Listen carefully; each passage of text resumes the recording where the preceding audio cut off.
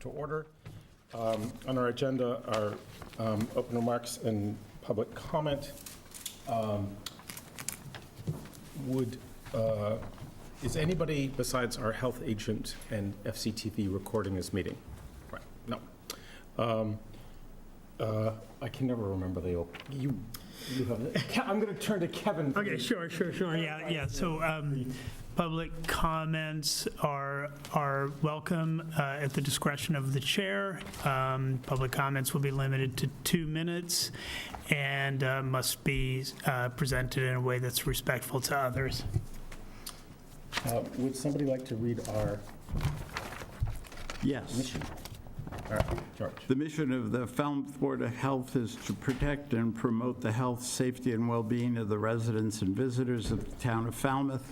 The primary functions of the Board of Health to achieve our mission are to prevent and control disease, enforce state and local regulations, promulgate local health regulations, identify and protect from environmental hazards, and advocate for a healthy community.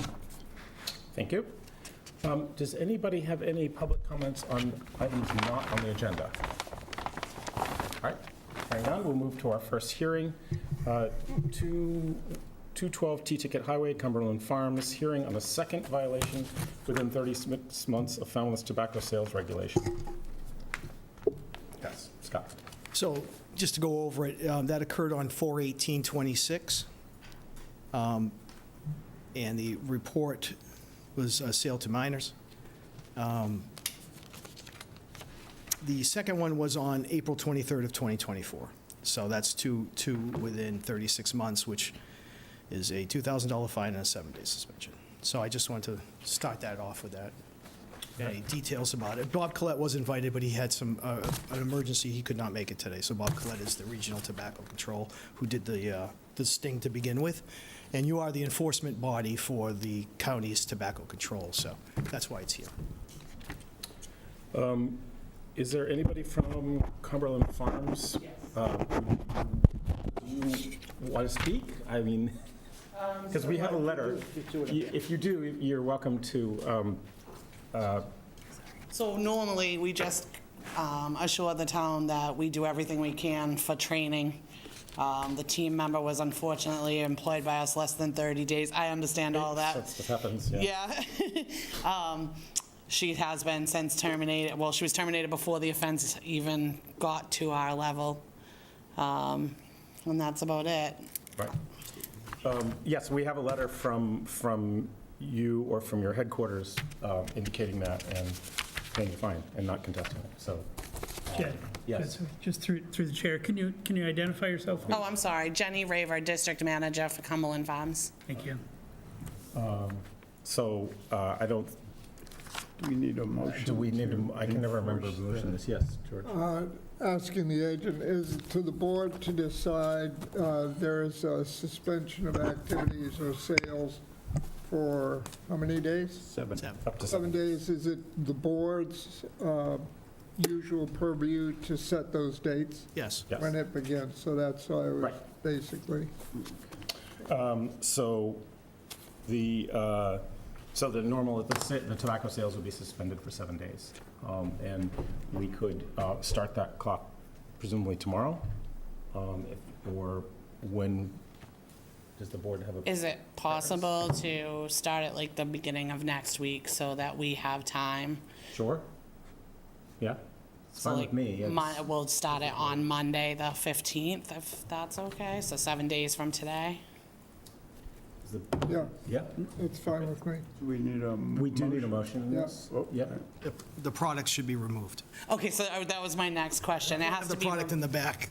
So like you're going to have to somehow get it so it's Now, if it's- clearly somewhere where it's not going to easily be Accessible, right. accessible Can it later be on. in sealed totes? Some of the towns will allow us to keep it. We have zip-tied totes is what we normally use, if that's possible. Zip-tied totes located where? They would be in the back room of the location. Okay, yeah.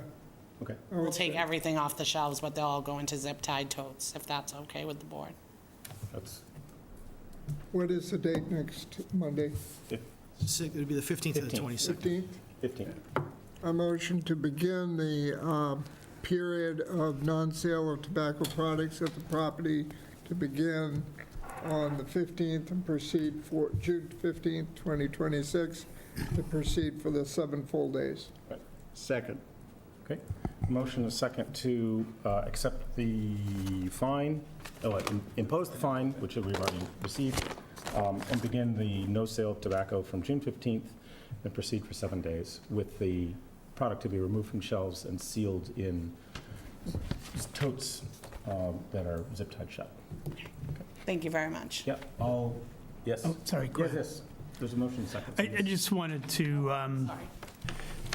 point out, I mean, you know how serious Absolutely. this is, sale to minors. That's a really serious problem, and we take it very seriously here. And as you surely know, looking at the regulations, another violation like this, and I believe that's withdrawal of your permit to sell tobacco. No, their violation is 30 days. 35 days, okay. So 30 days. 30. I think we should have, we were too easy. I think it should be anyway, 4 is a lot, but yeah, it's a big risk No, to your we business. understand, and we do take it very seriously. We train and retrain, and anybody who's caught selling to a minor is terminated immediately.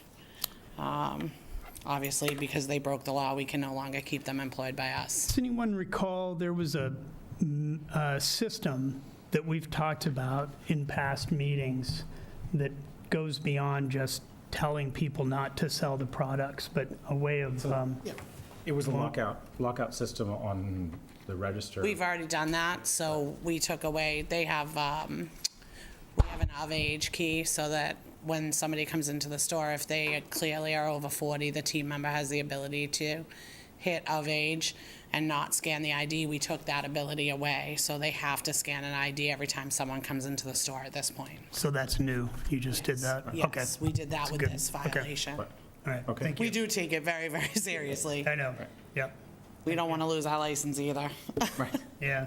Yeah, because in Falmouth, you don't get it back once you lose it, right? Yeah, once it's lost, that's it. Yeah, so no, we took that ability away. They cannot even question it. They need to scan an ID. Okay. All right? Thank you. Thank you. Have a great night. I have a question for Yep. the chair of the board, or Scott, or something. Didn't last year or something, the town council tell us that the inspector had to be here when we did the? Well, the inspector was invited, he's had an emergency. So, I mean, you I'm could, sorry, I couldn't hear what you Sorry. said before. Yeah, he there was an emergency, he was invited, but something happened last week that All right.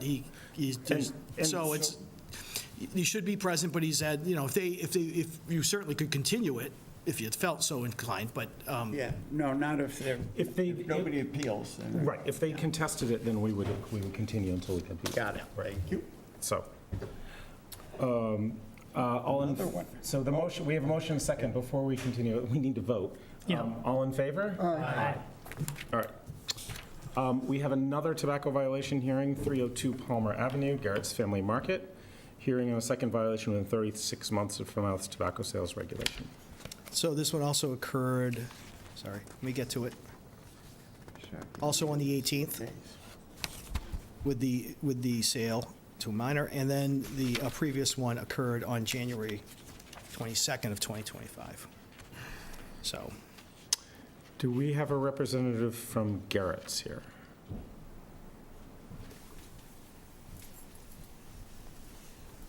Hi, I'm Megan Jacobs. I'm the VP of Operations at Garrett's Family Market. And this is Erin Warren, who's our store manager down at 302 Palmer Ave. We are not contesting, but just to kind of reiterate what our peers at Cumberland Farms said, we take this very seriously. One item of note I'd like to bring to the board is back in January 2025, it wasn't for an underage sale. So that first violation, unfortunately, we had product delivered to our store from our grocery wholesaler who delivers our cigarettes and tobacco items. That was a flavored product. That was banned. And when the inspector came in, we had that product on the shelf. We understand we shouldn't have had that product, but I just wanted to bring that of note, that this is our first violation that we've had for underage sales. And I do know in the regulation, it says up to 7 days, so we're just asking that maybe the board would consider, this is our first age verification violation, that there might be some leniency there with the length of the suspension. We're not contesting that it happened. Since the violation, we have retrained all of our folks. We also locked the register down, so regardless of age, you could be, 90 years old and you come in and you'd like to purchase an age-restricted product, we must scan the ID, we must validate that the person in front of us is of age and is the person that's in front of us. The other thing we do to protect the community and as well as making sure our employees are doing the right thing is we have a program called the BARS program. So we have mystery shoppers come in twice a month and shop our locations and ensure that we're carding. And we have not had any failures there. We also terminated this employee because we have zero tolerance for this type of action, so. I think you have it covered. Okay. Thank you. All right, thank you. Any comments from the board? Yes. According to what's written on our document here, it doesn't say up to, it just says 7 days. Right. But I'm not looking at our regulation, I'm looking at what's on here. Does anyone Check have the that regulation. handy? I do not have the regulation handy. Oh, it should have been handy on it, sorry. Just one item of note, excuse me, I'm sorry to interrupt, but on the January of 2025, it does state that our second violation would be up to 7 days. Well, that's important, but what least really one day, not matters the is seven. what's written in the regulation. Agreed. Yeah, I can So find the 100%. regulation, we need sorry. to look I at that. did ask staff to include a copy of the reg in the packet. They should have. Oh, give me a second. Oh, is it in the packet? No, I don't think it. You said it's in the, It was supposed to be in the packet, but maybe Katie missed it, that's all. Give me a minute, just a second, Sure, and I'll yeah, double check take your this. time. Yeah, so it is a question as to whether or not our regulations say shall or may, or what the range is, and I'm sorry, I didn't actually double check that. That's okay. Health Department, it's under the Health Department, isn't it? Through the chair, Yes. it's really the provisions, the regulations, which were violated twice. And before we go into any, whether we can or shall, Yep. maybe a feeling of the Board of Health, the rest of the board members, whether that's appropriate to be lenient in these situations, Yes. since we have not been that lenient in any other situations, despite the fact of different products being on sale, found on sale. It's not just sale to minors, it's the products, it's the provisions of the regulation. So you could, rather than spend a lot of time on homework, just what's the feeling of the board? And Yeah. I will state for the record, my feeling is there should be no leniency on it. We've been going through this, they're well aware of what they should have on the shelves, who they should or should not be selling to, and 2 provisions of the regulations have been violated within the 36 months. I agree. So do I. Okay. I have a motion. Okay. Yes. The regulation does say shall, Okay. section S, 1B. Okay, that previous discussion then is moot. It's moot, Yes. right? Yes. So, Could the last motion that was voted on be read back to us and copy pasted?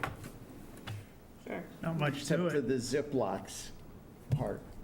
How do you plan to The same way the store the Ziploc products? We would take it all off that back bar, put it in totes, seal those totes, and Oh, place them in our okay. back room. Right. Yes. With the totes and the Yes, locks? identical. Identical. Can I say I move the identical motion with the name of the business changed?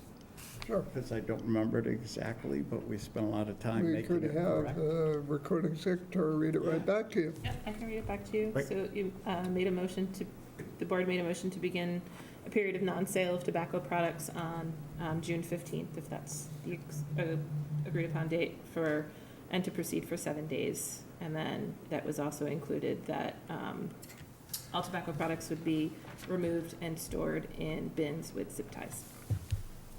And the fine. And the fine of And the $2,000. Okay. Does next Monday, We would like to do it sooner. Sooner. So Wednesday, this Wednesday? Wednesday, starting this Wednesday. it's fine? This it's fine. Wednesday through the weekend. On or before the 15th, how about that? Well, we can start we- to say Wednesday. Well, We'd let's- like to know a start date. Exactly, start date, Yes, yes. Wednesday, Wednesday. Wednesday, the 11th? Wednesday, the No, 8th, 9th, 10th. the 10th. 10th, Wednesday, the 10th through Okay. the 17th. June 10th. Okay, So, right, is there a second? So, a second. Okay, so a motion and a second to impose the $2,000 fine and a 7-day tobacco sales suspension to start Wednesday, June 10th, and just with the product to be removed and stored in sealed totes. And that's in second? 7 For consecutive days. 7 consecutive days, yes. Second. Are there any other comments from the board? I just make note that Tobacco Control Bob Collette was invited to both, but Right. he appears to be out for an extended period of time, just to let you know, in case you wanted to know that. Thank you, yeah. Regional Control does get invited, but I think we should just Right. have that. Normally he's here to provide comments or questions as needed, and Yeah. I do apologize that he's on his behalf. Understand, So, all in favor? Aye. So, all right. Thank you, guys. Right, Thank you. thanks. Thank you. Before we move on, can I Yes. ask the health agent a question because I'm not familiar? Yep. The product is the same generic product. What's the deal with it? Is it It's a particularly, tobacco pouch. yeah, is It's it flavored. particularly whatever? Is this, It's just, I mean, No, I they don't- seem it's to, popular. Oh, It's, yeah, it's a pouch. Yeah. I mean, Yeah, you know, it's- we've seen, we've been, as a board, and I know the agent has been here for a long time, I've not seen that in the past when we've had tobacco regulations being as prominent in the violations as, say, vaping or, it's sort of, I would say, in my opinion, kind of replaced vaping for the newest generation. So that would be something likely that the younger group would want. Whereas 10, 12 years ago, it would have been vapes, right? And then so on and so forth, right? they just tuck In this the in your 20s, it was cheek like pipes. I don't snuff or know. what? yes, yeah. Yeah, so it's a more popular thing, and I think they've been out for maybe 5, 8 years. Yeah, ask our ex-third baseman, who they used to show close-ups of him as a... George Brett? No, Yeah, I mean, the guy we... In some sense, it was, my understanding is that it was initially intended as harm reduction, so it's Yeah. pretty much straight up nicotine and whatever else that's in pouch form. And it's commonly, it was popularized in, I think, in Sweden or Norway initially. If you go to their website, which I did because I had no idea what this was, you have to have a photo ID to be able to enter the website, because it's age restricted. So they take it pretty seriously, and they're lawyers. Okay, thank you. Okay, that is our tobacco hearings. Now we have septic systems. So, our first septic system is 380 Wild Harbor Road, local upgrade approval request and IA technology approval request, 3-bedroom raise and rebuild.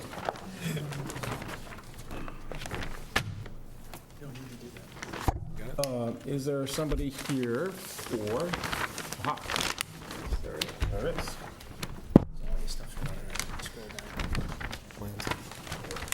Coming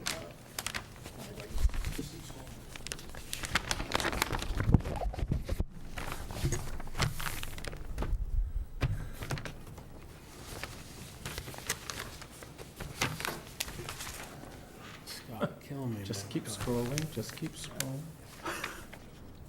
There you are.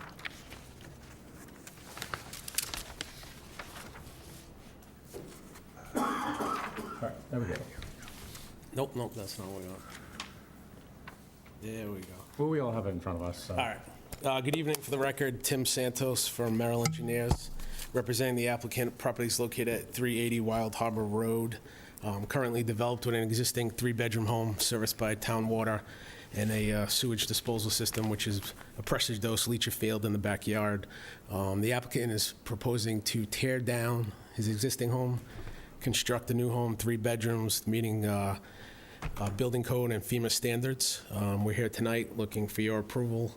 One, because the property is located in the Falmouth nitrogen regulated area, so we'll be incorporating the Clean 2 system into our proposed septic modifications. And then 2, in order to do so, we're going to need a few local upgrade approvals, variances that are shown in the lower left-hand corner of the plan. We're looking for a waiver from the coastal bank to the septic tank from 21 feet, or from 25 to 21 in accordance with Title V setbacks, and then for your local regs, from 50 to 21 for the septic tank, 33 for the nitro tank, and 41 for the pump chamber. The existing tank pump chamber is in the same location as the proposed tank, so we're no closer than what currently exists. This project has been before Conservation last week. Conservation has approved it. This is our last stop, looking for your approval so we can file for a building permit. If the board has any questions or concerns, I'd be more than happy to address them. I do have a question. The details on that pressure dosing, you don't have, was it, it's not on the plans, and So the field itself exists, so we're just tying into the force main. right. Do you, just for completeness, it should be, I would hope that it's in our records. It is. It is, okay. System, I believe, was installed in 16. Yeah. And it Okay, was so it's approved new. in 2015, installed in Okay. 2016. Yeah, because there was going to be, my question was going to be what the depth to presumed groundwater is, given that there is a revision, there was a revision to presumed groundwater, but I think our assumptions on our initial assumptions, Kevin can refresh my memory, were actually conservative and in line with that revision. I just did not look it up. So that was just my question. I know you do note that you will be confirming that position. Yes, George? And a naive question, is it pressurized because it's uphill? Why is it pressurized? It exists as a pressurized Yeah. system. Why? I believe it was probably pressurized because of the setbacks to the wetlands and to the coastal bank back in 2015 when it was originally put in. Florida. So it wasn't the kind where we've had pumps to add gas and oxygen because it was failing. It was at a time when we have a tiered approach as you approach the wetland. And if you're within a certain distance, you just make sure you're as high as you can off the groundwater. If you're closer, you go to pressure distribution because it's considered better treatment. It uses the entire leach field instead of gravity, which Yeah, so it's- progressively fails and uses the leach field. So it less wasn't efficient. because it was failing at the Correct. time? Because, got it. Thank you. So am I missing it, or is it's not shown anywhere on the plan, the leach field? Right there. It's shown. I can show you right here. It's Oh, I that thought that was hatched the area. reserve area. Okay, I see. But we don't know the depth to water on this plan, to groundwater from the SAS? It's mounded in the backyard. It is mounded. It was approved by this board back in 2016. 2016? Yeah, so it would be a modern system, modern pressure dosed system, so. I'm just curious whether we're approving the whole thing, or we're just approving what's being added new? You're just approving the D-night Just the and DNR. any changes to the tankage. There's no increase in flow. They're increasing the They're increasing the treatment. treatment. Yeah, I get that. Yeah, and Okay. by our current standards, there is a quote unquote increase in flow because it's raise and rebuild. No, I think we Well, took that or out. there's- We took that out. It's defined as new construction. New That's the construction, word I'm thank looking you. for.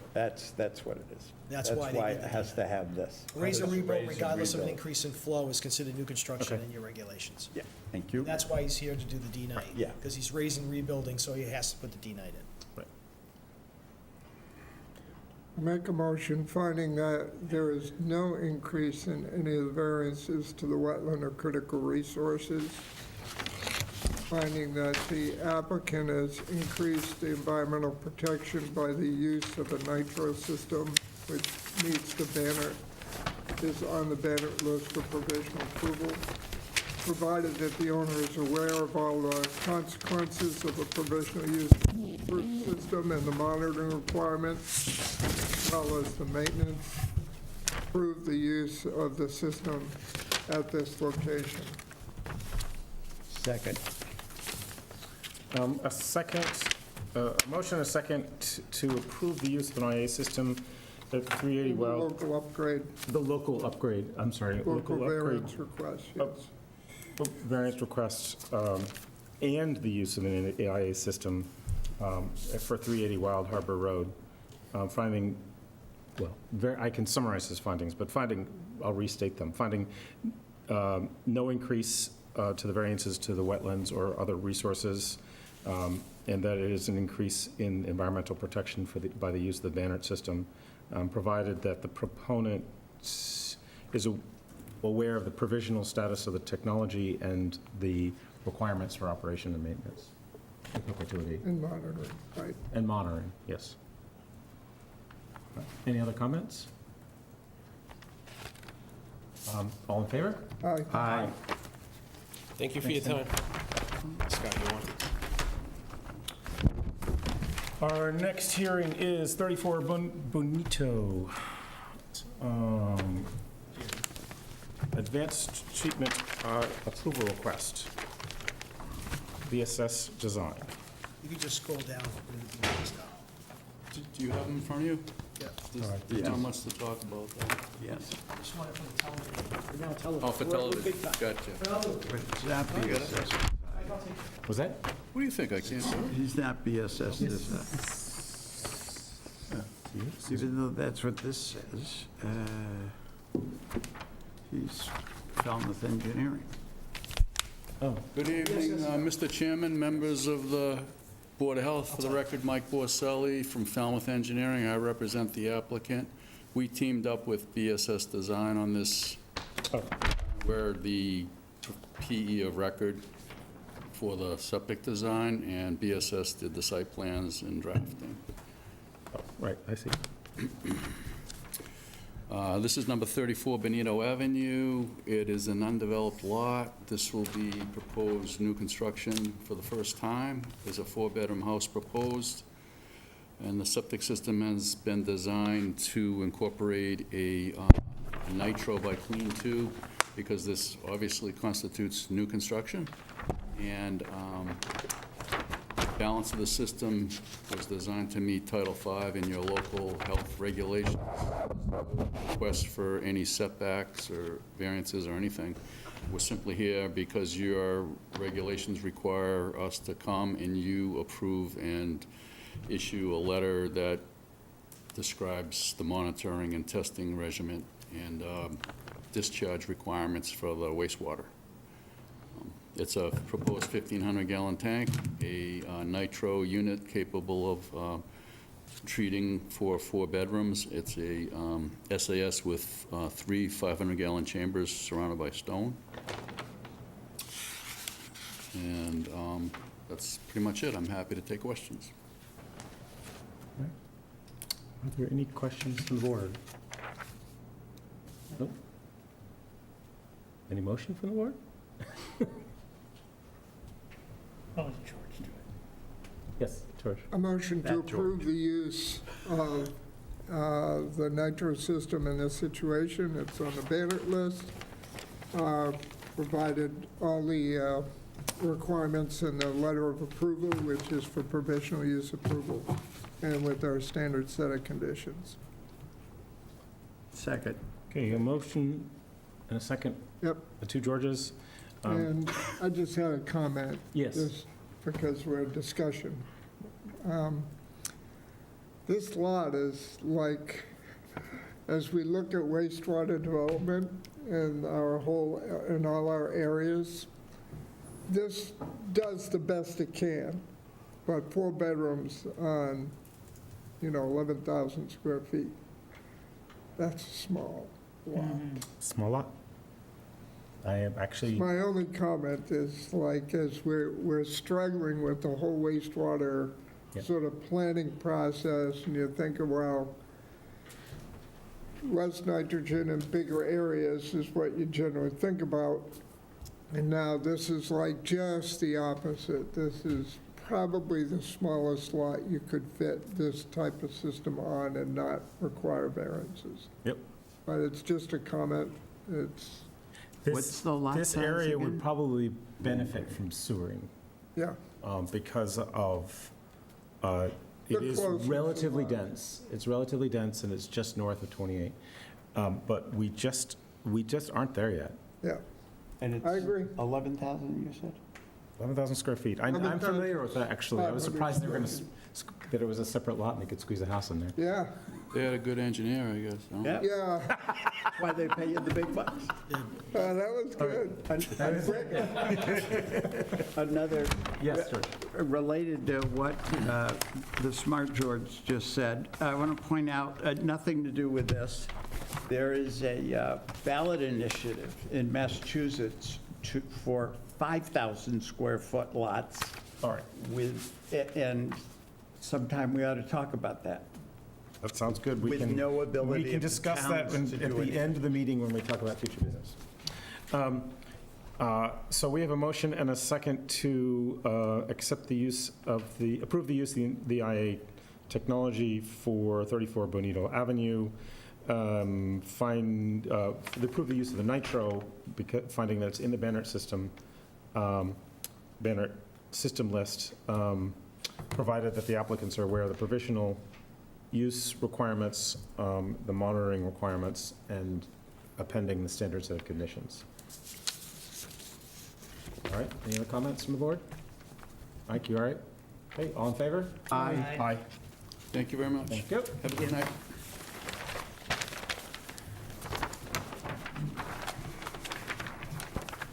All right, our next hearing is for 227 Edgewater Drive West, local upgrade approval request.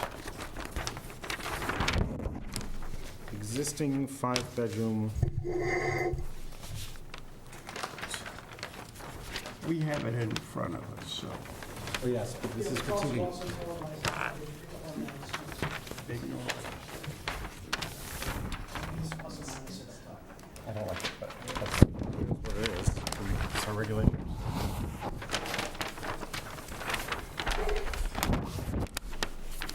Not me this time. Here's the mics, guys. All right. Ready for me? Chuck Rowland, Cape and Islands Engineering. I'm representing the owner of 227 Edgewater Drive West. Just to give you a little background on the property, we're doing a fairly small addition on the north side of the lot with some decks to be rebuilt and added to on the west side. So as part of this, we are proposing to replace the existing septic system, or rather leach pit, with a new Title V septic system. We've proposed a tank, the reserve area, the pump. We're going to be pumping it around to a standard 500-gallon leach pit system in the front yard. We've pushed the leach field in the front yard, we believe, as far as we can away from the resource. And so we've pushed everything we can as far as we can away from the coastal bank, which runs right along here. There really isn't a ton of room. The only thing we could ever improve on is maybe shifting the tank and the pump further away. But besides that, we left the room just for construction access and not interfering with any footings for the deck. This project is filed with the Conservation Commission under a notice of intent. We also are located in the FEMA flood zone, so we have to stay underneath the 50% value. So this is not a demo rebuild, and we're going to be staying under half the value of the house, so that way we don't have to bring it up to current flood code requirements. So with the new Title V septic, we have 5 variance requests. So the setback distance from the SIS to the property line obviously is required 10 feet. We're proposing 5.4, which is a 4.6-foot waiver. The distance from the SIS to the foundation is required 20 feet, and we're proposing 6.2 with a 13.8-foot waiver. Setback distance from the SIS to the water line requires 10, and we're proposing 5.5 with a sleeved water line. The setback distance from coastal bank to the tank is 25-foot requirement with proposed 13.3, which is 11.7-foot waiver. And the setback distance from the pump to the coastal bank is 25 as well. We're proposing 12.6 with a 12.4-foot waiver. So under the your regulations 15.42B, with no increase in flow, bottom elevation is less than 10 feet, but at least 5 feet from the adjusted seasonal high groundwater, where the maximum achievable horizontal separation of the SIS and the wetland or the surface water is at least 75 feet, but less than 100. The applicant shall demonstrate that they have achieved the maximum separation between the SIS and the resource area, which we believe we have done. And then this is mapped inside the Falmouth nitrogen regulated area, and per your requirements online, the best available IA systems are only required for new construction, which is a new house, a demo rebuild, or adding bedrooms. And as the building with the additions is without any increase in flow, we do not meet the requirement for an IA system. With that, I'm happy to take any questions. Yes, George? I'd like to just make a comment that if no variances were required, then the statement made about not being required to do anything as far as IA systems go, that would be a true statement. But when the board looks at variances to the Title V or to their local regulations, certainly doesn't tie their hands for requiring an IA to compensate for any deficiencies in the environmental protection that would be afforded by full compliance. Just a statement. Yep. And this is Eel Pond, correct? Yeah, because I think you might have buried the lead there. That's the renovation. It also involves the addition of a second floor, second story. Yep. Okay, thank you. But there is not clarify, there is not an addition of bedrooms? Currently, it's 5 bedrooms, and it's proposed 5 bedrooms. Just a second. Could you tell us the floor plan of the house as it is now and the floor plans proposed, and what other rooms there are in addition to the current 5 bedrooms? I don't have the current 5-bedroom floor plan. I do have a copy of the proposed 5-bedroom floor plan. So what floors are the bedrooms on in the new, in the proposed? So they are on the lower level. There's a bedroom, and on the first floor, there's 2 bedrooms, and on the 3rd floor, there's 2 bedrooms. So 1, 2, 3, 4, and then. That's after the renovation. Yes, sir. And how about now? I don't have those Yeah. current. Do you, can you actually identify yourself and actually come up to the microphone, because it is being recorded, please? Amanda Hunt, the owner of 227 Edgewater Drive West. Currently, the home has 3 bedrooms on the first floor and 2 bedrooms in the basement apartment downstairs with a full kitchen. So that's 4. No, there's 3 upstairs and 2 in downstairs, so 5. And what other rooms are in the house? There's a full family room upstairs on the first floor, bathroom, and kind of like a dining room area, so, and a kitchen on the first floor. And in the basement, there's a family room. So when you walk in downstairs, immediately to the left is a bedroom, and then a full family room. To the right is kind of like a dining room eating area, and then a kitchen, and then a bathroom in the basement. And then the first floor, when you walk in, immediately you walk into the family room, and then the dining room kind of overlooks the back deck, and then the kitchen, and then you walk down the hallway, and there's a bathroom to the right, and then there's a master bedroom, and then immediately to the left, there's the second bedroom, and then the third bedroom next to that. Ed? Yes, Kevin? So, Scott, Yes. so oftentimes, staff will do walkthroughs, you'll do walkthroughs. It's in their paperwork. Yeah, we had 2 walkthroughs. Yeah, so, but how do you handle that for new construction, where you can't walk Well, through? it's not new, oh, no, well, we could look at the floor plan of the new construction. We have to look at the existing for the number of bedrooms, and there was a walkthrough, it should be in the paperwork. Yeah, then the walk, David did a walkthrough. Yeah, Should be in there. there's just a list. right. Yep.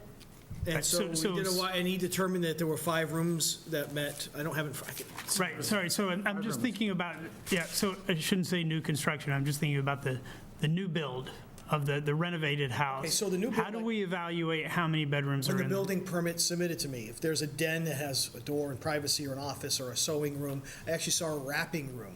Uh-huh, okay, Everybody needs a wrapping room. So I'll look at bigger than 70 square feet, private and door, and so I look at that when the building permit's submitted. So I don't remember what the floor plan looks like for this job. So when the building permit comes to me, Yeah. I'm gonna look at how many rooms are private, bigger than 70 square feet. And if they're more than 5 rooms, then I'm not going to sign the building permit. so you've already done this one in 5 bedrooms, I don't have that's gonna be caught when the building permit's submitted. The building permit wouldn't have been submitted yet because she's going through the process. gotcha. So I do if we remember her do, coming to the office and me looking at the floor plan.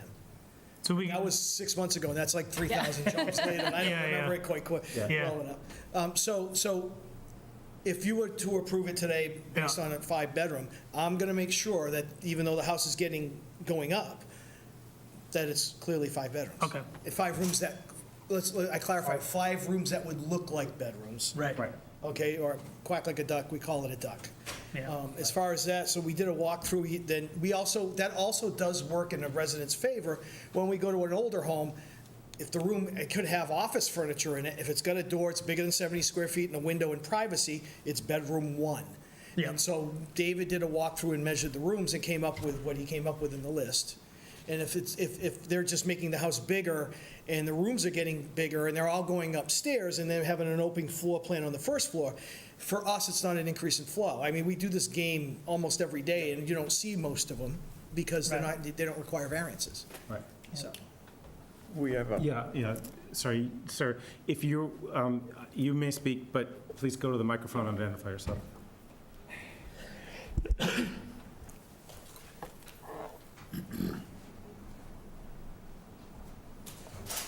First of all, my name's Joe Bornstein. I live across the street, 226. The 2 bedrooms, or actually the count on the bedrooms in the basement, where's the permit? There's no permit. well, conversely, there's no permit on the house from 1954 either. So, I mean, I don't have a lot to go, I don't know, you're right. The tax records on the house, call it a 3-bedroom. I believe the assessment's for 5. Oh, I And think- so if I may answer that question, Yep. I don't know your house or any house. Inherently, if we walk through a house and it's got, the old paneling from the 70s or naughty, we're not gonna know exactly, were they bootlegged in 92 or 82? I don't know that. We're just calling what we see today is what's there. And so I'm just letting you know how we do it every day, 'cause it's hard for us to determine. Building permit records, things were done in the old days with handshakes and back of napkin work at Jake's Tap, right? That kind of lot of stuff, that old sort of school thing, that sometimes we can't walk in and necessarily tell age or so forth. Right. I'm just letting you know how we do it. So we just go in, we measure the rooms as they exist. If we do have a record, we could certainly go by that. Lack of permits, I don't have septic records that go back into the 70s hardly. or even to the 80s. So it gets kind of fuzzy, and I don't necessarily hold it against somebody for the lack of stuff. And so obviously we could do more digging if the board wants us to do so. But it's really hard for us to tell when something may be reconstructed if it's been a long time. According to the tax records, this house has 1 bathroom, 3 bedrooms. Now, 6 rooms I total. mean, Well, let's look. the tax records for my house are wrong. Mine too. So, they are kind of what they are. This and that's house not- is and- on a cesspool, okay? Somebody Which took a- means, well, that means that it was built quite a while ago. Right. And so we recognize that, to be honest, anything would be better than a cesspool. A cesspool is a fail system. Why wasn't it done when the additional rooms were done? Somebody circumvented, Okay, so I can answer that question. but If the rooms were put in 68, they wouldn't have had to. If the rooms were done in 76, they wouldn't have had to upgrade the cesspool because there was no regulations. Title V didn't exist until 78. So if I just may say, unfortunately in Falmouth, it's very unfortunate because I have to deal with it every day. Septic and building records back that far are horrible. And so we look at it, I'm just telling the board, we counted 5 to, whether those 5 were put in, 3 of the 5 were put in 92 or 2002 or last year. We'd be able to see last year. But like I could definitely, if you want, if the board wants, dig into the building permit archives further to try to find something that showed that it was always built as a 3. I just won't be able to give you a date at which maybe this apartment was put in at some point in time. I don't know. Yes, George? Scott, can you repeat something Yep. you said before about what qualifies something as a bedroom? Because I thought I heard you say that if it's a room with 1 door and more than X, and I Well, think, Title V, I'll say, so Title V is larger than 70 square feet. yeah, Chapter 2. Privacy, a Chapter window. 2 is sanitary code Yeah. also. Yeah, so it's So- privacy bigger than 70 square feet. So privacy could be, doesn't necessarily mean a door, but almost always means a door.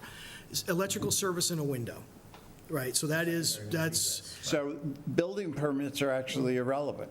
No? That is to say, if what qualifies is what Scott just described, and you get a building permit, you could change your mind after you built it that it's not going to be an office, it's going to be a bedroom. certainly things So, over. sir, I want you to know, I completely agree with you, and I think this whole thing, and I don't mean you, I've got I some- mean the I've got way some we other do stuff questions. here, Yeah. it is just absurd. That anyone who has a house that was built more than 20 years ago can have as many, say it's as many bedrooms as there are doors, and rooms that are more than 70 square feet. Quite that bad, but. Well, pretty much, no, it is. If it's got a door, a window, and it's more than 70 square feet, it's a bedroom. And so whatever the Wait, tax records say It is works both irrelevant. ways. It works both ways. A lot of people COVID, a lot of people wanted home offices. They didn't get them. They meet the definition of a bedroom. Generally, by nature, offices are private. So it works, but it also can work in somebody's favor who's got an older home, that things might have occurred over time. What do you mean they didn't get an office? Because it counted as a bedroom, you have to upgrade your septic if you wanted an office. It's bigger than If you wanted 70 to have square an feet, office. private. Oh, you mean an office that you could deduct from your taxes as a business? Right, so what I'm saying Not is not where when you I look do at your building work. permits, I'll just Yeah. let you know, when I look at building permits, I do not look at the label. Yeah. I look at the So- structure. Bigger than 70 square feet, whether you call it an office or what. So a lot of people who wanted to construct an office during COVID could not construct the office during COVID without a septic upgrade. But does it work both ways? Sure, sometimes you walk through an older home. North Falmouth is notorious for this, like Abby's Lane. Those little homes, those big homes have many, many little rooms, and sometimes they're getting the benefit of rooms that were built in the 20s or 30s or whatever as bedrooms and getting credit for that. And when they demolish the house, they have credit for that. So it is, you are correct, in older homes sometimes get a benefit of us not necessarily knowing how all that morphed into a 5-bedroom over time. And then we look at the assessments, but that is, the assessor, Disregard them the assessor every would, time. the assessor would tell me that we shouldn't be looking at her, or not her, her records anyway, at least when Trish was here. So I do the best we can to determine what we have. George? Focus on the project. Yes, There that's, is a project. Let's say it's not new construction. nope, It's just a project. it's, It requires an environmental variance. Our duty is, by requiring full compliance with the code, would it manifest injustice? I doubt it in this case if we denied that variance, because we could say, just go back, make the project smaller. Or does it offer equal degree of environmental protection? So we could insist on something that we believe would be equal degree of environmental protection as is afforded full compliance with the code, which might be, in this case, they have a D-night system proposed in there at some point. They may require that to be put in now because they're closer to this very fragile pond that we're all concerned about. So I'd say, forget about whether there are 4 bedrooms there, I or know, yeah. 5 bedrooms there. It's a project. it's, It's using more of the lot. It's probably going to increase the use of the property. But our main focus is there a variance required that is an environmental variance? And there is. well, they do, this is an improvement on the existing conditions, or this would be. It's a cesspool, Yeah, so, but is it enough for the board to say, okay, you're encroaching upon the environmental resource? Do you take that, just the fact that they would have had to upgrade anyhow? At some point, it's a cesspool. right, well, it's failed. But now there's an enhancement of the property, there's an increase in the size, there's more lot coverage, there's a lot of things here, and they're encroaching upon the coastal bank. Yes, Kevin. Is there any sense for whether and when this location's going to be sewered? 10 years. Well, we don't know for certain. Minimum. We don't know, that would be minimal. We'd hope it might be Might less be than sooner that. than that. It is a number, it is a top priority. It is, yeah, it is Peninsula the to- top priority. It isn't going to be less than that for the outflow pipe to be completely done and operational. Yeah. And then for the process to go, 8 to 10 years, we'll say. I agree, at least 10 years. Yeah. yeah, there's no way it's going to be 8 years. I think I'd lay a few bucks on the bet that it isn't 8. I'll bet it isn't 10. Anyway, Not even go with that. betting is irrelevant here. Right, So this is right on the shoreline. right. Yes. So one thing I wanted to note, actually, if I could have the, is it Chuck? I'm sorry, I missed your last name. Chuck Rowland, can I have you back to the microphone, please? I'm sorry, excuse me, sir. Sir, were you done? No, not really. I've got a couple more questions. Why don't we let Okay, him well, finish? I'm sorry, While while you're you're there? standing there, if you have some more questions, yeah. Also, there's tanks being put in near the coastal bank with the variance, okay? If you look at the original footprint of the house, there's a place to put the tanks beside the house, probably 60, 70 feet away from the coastal bank, if they stick to the original footprint. Yep. Okay. That's pretty much it. All right. Thank you, sir. Sorry, you did note that this has not been to Concom yet? Nope. Okay. I do want to observe to the board that often in these circumstances, ComCon will require an IA. And the question would be, if we were to figure out a motion, would we condition it on ComCom? Or would we prefer to wait? I'm a little confused at what your question is. Do we want to actually tangle with this right now, or do we want to wait for CONCOM to come back to us? Because CONCOM may require an IA that we would not, by our regulations, necessarily require. So wait for them to do it? I think that's, it's doing it So backwards. just so you're clear, we were asked to continue to talk to you first. We were actually, Okay, so Okay. let's not do that. It's not, then we won't do that, then we're not gonna Yeah. punt it back to Okay, Concom. again, focus back on the project. They encroach this way, tanks are this way. I think that gentleman made a very good point that the tanks could be placed further away if it wasn't for the fact that there's an encroachment of the new addition, the new decks. I get it, you don't want to sink pilings right next to your tanks, because you could cave your tanks in on the side unless they're H20s. so we can shift the tanks over if that would appease this commission. And then, like I said earlier, we felt that we met all the regulations under 1542B, that, as long as you're at least 75 feet but less than 100, the applicant shall demonstrate that they have achieved the maximum separation between the SAS and the resource. The separation of the tanks and the pumps, I really don't think that has a very much environmental impact for what you guys are considering. The tanks don't really spill. I don't think it happens very often.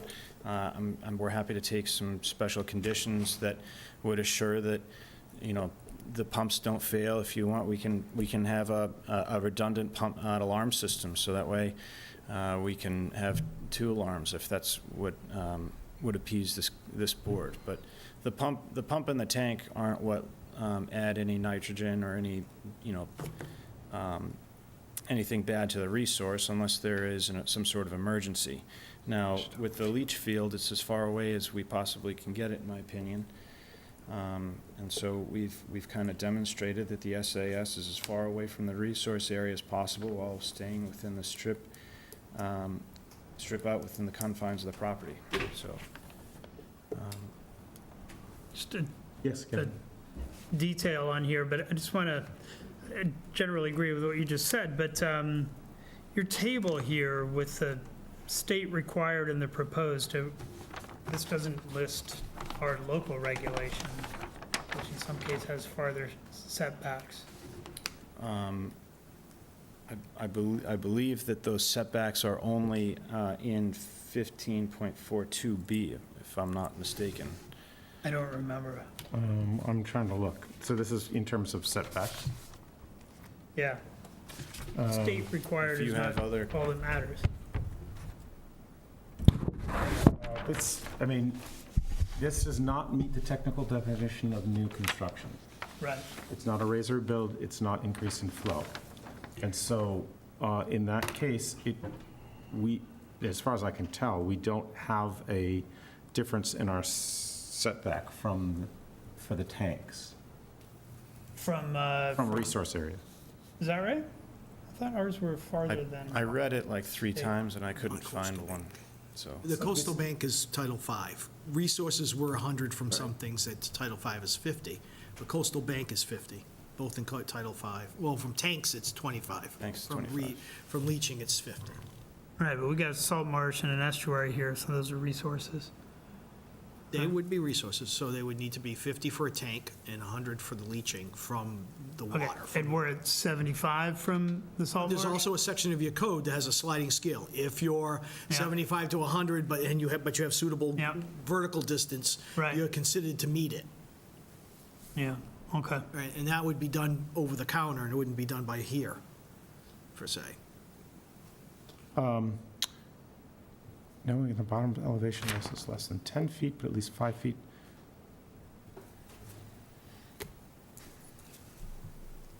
What's your separation to the wetland here? So you're referring to the coastal bank? No, the wetland. Let's see here, so, I believe, so, 88. Is that what I see? Bordering vegetated wetlands? DPW, yes, 88.3. 88.3. No, No. to the SAS. Okay, so, sorry, I was just looking to see whether or not we were required pressure dosed. I should know this. I don't know that. Yeah, it's George pretty wrote close. these, so. I have to have those in front of me, too. Either by Right. heart. So I believe that when you have this separation, and that's what I just referenced, is that, Yeah. so our closest resource, and it's not a wetland, is the coastal bank. Yep.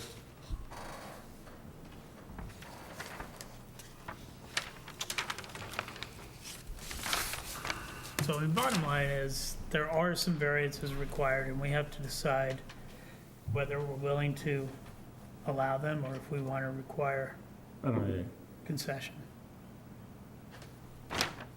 Well, I mean, it is, couldn't be more sensitive. right. Not saying where I fall on that, but it is, this is exactly what we're trying to It's mitigate. exactly what we're trying to do, and the challenge is that our regulations don't, The regulations are regulations except for variances. Right. And they're minimum standards. they are not- minimum standards. Excuse me. Is it take a hardship to get a variance? Sorry, can you go up to the microphone? Sorry.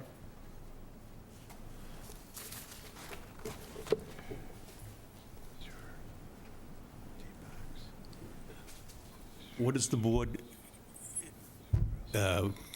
want as far as, is it a hardship that you have to have in order to get a variance? There's two standards for a variance, sir. One is that by denying them, you would deny reasonable use of the property. In other words, you would manifest injustice.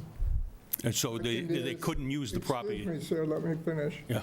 The second part is that you show that you have equal degree of environmental protection as is afforded full compliance with the regulation.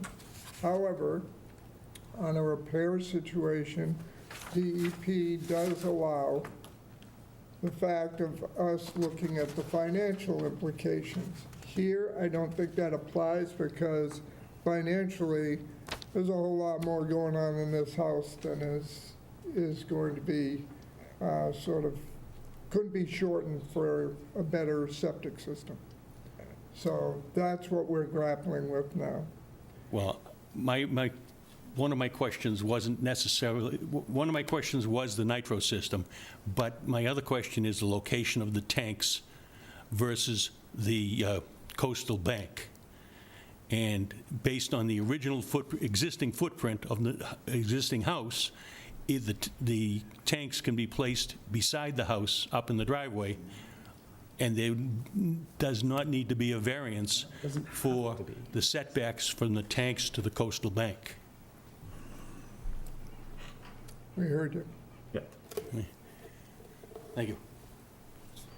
I mean, yes, just to clarify, they're not proposing an IA, so we are Correct, contemplating imposing an IA. correct. Correct. At a minimum. To compensate for any environmental risks that we believe granting the variances would impose. So just to ask a question of the board, were this merely a failed cesspool, and there was no addition proposed, would the board approve this upgrade to as compliant a Title V system as could be fit on this system, on this lot? Then I would say, and it's just my opinion, then we would revert to what DEP says about a simple repair. And we could then look at the financial implications of imposing an IA system. However, in this instance, I'm going to say that we can't look at the financial part of it because there's a pretty big financial outlay going into improving the property. So in that instances, I think that part of Title V, which DEP vaguely references, consider the financial implication, that goes away. So now we look more clearly at the environmental impact. Superimposed upon that is the fact that Falmouth is going through a huge plan to reduce nutrients into the environment. we, as a board, have been looking at focusing on those that are right by the shoreline. I don't think it can get any closer than this. Devin? Just wanted to, if I could ask the owner, have you considered an IA? And if not, why not? Well, through all Or of If you I'm could sorry, come up, yeah. Through all of the research and everything, when I was speaking to different septic companies, we just said, because we're not increasing the flow, and then having the 2,000 tank already there for when, if we have to increase, and then with town sewer coming in with like 7 to 10 years, and right now, we're not going outside of like the footprint of the home. We are going up, yes, and then we're going to the driveway, but other than that, we're staying in the footprint and then just increasing the height. And then staying with the 5 bedrooms. We figured this is like the best, we're increasing it per like the regulations that we had looked up, and we figured it would be the best system per the regulations that you guys have put in place. So you figured it would be the best system, what? Available. The standard system would be the best available? Yes, because we're not increasing flow in the home. So because of cost, because it costs more. Cost as well, yes. Yeah, and at least we're getting it ready, because we're required to put the 2,000 gallon tank in the middle to be prepared and ready for it if need be. Because it's The a big, reserve area, it's a which- substantial that's a difference for reserve the area. IA. Yes, yeah, it's a substantial difference in price. But you're not putting the 2,000 gallon tank in, then you're just reserving the area Yeah. for it. Right. So an awareness of the potential for sewering on some relevant time frame. Right. Okay. Thank you. Yes, start. I have a motion for a minimum purposes of getting the discussion moved on, that this not be approved unless a bannered IA system is incorporated into the building, not just the plan. That isn't before us, however, right? That's not, Well, So- I'm bringing it before us. Well- That Okay. I don't believe this should be approved at a Okay, minimum yours. without. Okay, so the motion is not to approve. the motion would be not to approve. Oh, Right, yeah. because it's not being Okay, proposed. So, yes. so the, Before we do that, I'd rather ask for a continuance than just an outright denial. I mean, everyone has their own prerogative, and by all means, you can do that. Before you make that official, so I'm just requesting a continuance, so that way we can kind of go back and consult and try to come up with the solution.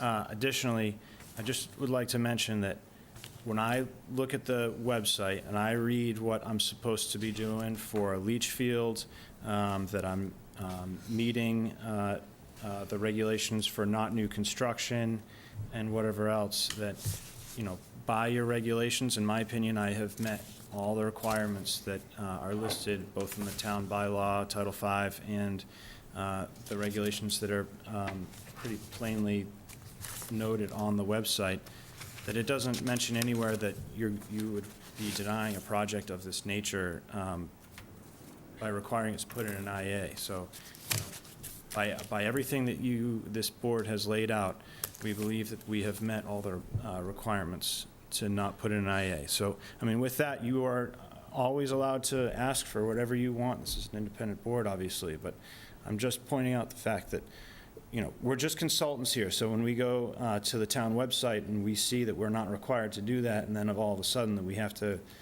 we're required to do that, it makes it very, very difficult for people in my position to have to go back to my client when we're like on the 20-yard line saying, we have to like totally redesign this and blah, blah, blah. But so I would like to remind the board that he is correct, that our regulations and the state law do not require, and it goes beyond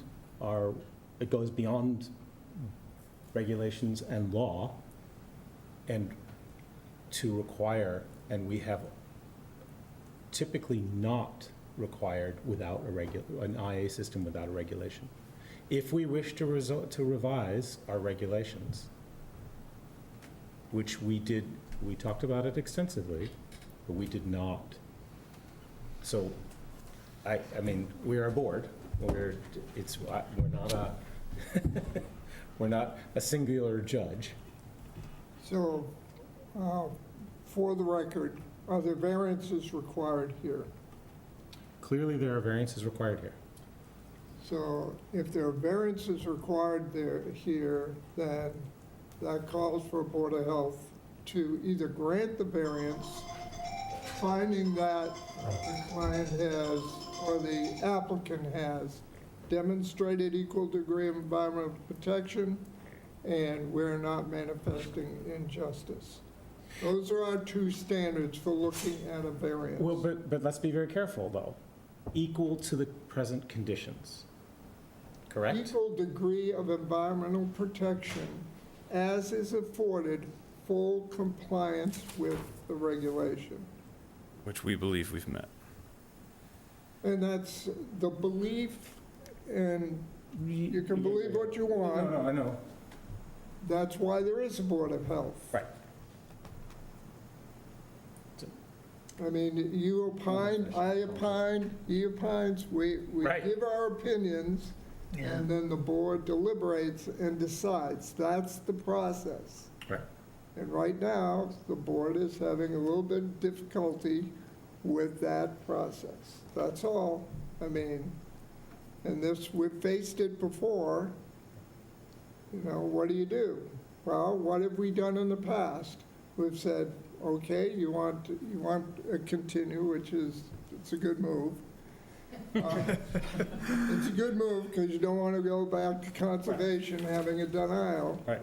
And I'm all for that if we need to deliberate further, but every time there's a variance, to our regulation or Title V, this is the process. And what we've done in the past, what have we done? Take a look at it. We've said, reduce the project to the point where you can meet full compliance with all our regulations. That's one thing we've done. Second thing we've done is implied that an IA system would smooth the way and we would be more comfortable that equal degree of environmental protection is met. That's the other way. The third way is more draconian, says we'll deny the variance. Right. But often we've been at this point where we've said, request continuance. George? You have a comment? Just, again, they're minimum standards. They're not everything that meets the minimum is okay. And the only time he can say that, the only time. Because there's a variance is because request. there's a variance Yes. request. Yes. I'd also like to note that even if we were not to propose the addition, almost every one of these variances would also be required if we wanted to do this without any sort of expansion. What about the location of the tanks? It would still need a variance. There would still And be to be all sorts of honest, if we variances. put it Some of over them there, it won't. would be deeper than the required DEP depth, and we'd have to ask for a variance on depth to tank. And Yes, George? are they, A long way from the water. Excuse me, aren't they required with the, asking for the variance to have the plan, have the, even if they're not going to put it in, to have space for the It's right there. that's right, it is there. Exactly, Right, yes. right. So saying, it's already on the plan that it can be done. It's not like we're requesting something that can't be done. It's already in the plan, Right. how to do it. Well, there's a place on the plan to show where it can be installed. That's a far cry from us actually designing installing it. it. Right. Yes, Installing but it. It's not if- only, if it doesn't Just meet say- that just standard. Let him finish, yeah. it's obviously more design work. We'd have to figure everything out to actually put it in, and then obviously running all the other utilities into it. So it's not just, it sounds like it's just, oh, Chuck, go back to your office and sketch it in. But it's a heavy lift on our part, and then obviously it's a heavy lift on the client, and it's I a, didn't mean to imply that it wasn't, but what I'm saying is, if the meaning of our regulation is that you can just draw the box, but it doesn't have to be able to actually be done, then it's kind of pointless. No, it's your there's two regulation. That's your regulation. That is- We do that all the time. All time. repairs show that. Every repair shows No, that. what just to what let I'm you know. saying is, if showing a drawing that can't be built fulfills our regulation, then it's not a very useful regulation. No, our regulation says that, that there has to be area reserved for it, not necessarily, in those circumstances, not necessarily that the full design has to be performed. He's correct. If It's I may, gonna be the extra the work. reason why you did that is, there are people that repair their septic systems all the time in a nitrogen-sensitive area that'll get a letter 10, 15 years from now, or 5 years from now. Right. That you need to put the IA in. We want to make sure that you had sufficient pitch and room to add the IA so you weren't changing the leach field. And this would have fit that reason, is that if we don't sue a Seacoast Shores and everybody on Seacoast has to put the IA, that they're not reconfiguring the leach field and everything that's set. That's the only reason why in the regulation that you revised a year or two ago, that's in there. Well, I think my motion went without a second, so we It can went move without a on. second, that's correct. Motion to continue to, what's our next meeting? 22nd. Second. To June 20. Second. Like, to just add on to what Chuck said, if we weren't doing anything, because we're really not expanding outside of the footprint at all, except for just the addition over the gravel to the driveway, if we weren't to do anything, we would still have to upgrade the system, and it's a 5-bedroom, so like he had said, we'd have to be like this, so I just don't know what else there is to do, I guess. Like, this is basically what we have to do for the design, so I feel stuck as to what else would we do? So I don't know what is requiring it to be continued in a way, because this is basically what we have to do. Even if I don't do anything to the home, it's a cesspool, essentially. It's been our family home, it's been in our family for years. And so it needs some updates, because right now it's not good for the environment, what's there now. But I guess if there's any input on that, because I don't know if there's anything. Does the board want to provide any guidance beyond the discussion that we've already had? I mean, for example, are we okay with the variance for the location of the tanks? Would we, are there additional guidance that the board would like? There is a motion in a second, so to continue this.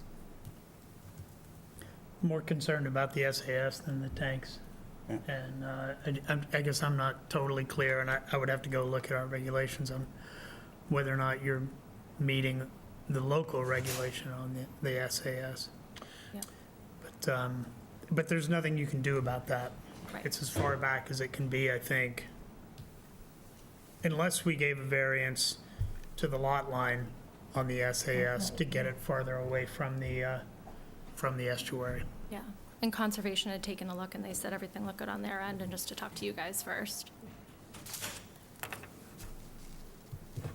And it's, I think totally agree with everything you just said. It's just that this particular estuary is in bad shape, and it's this kind of system right on the water is the kind that would have the most impact if it were mitigated. So that's all. Understandable. Yeah.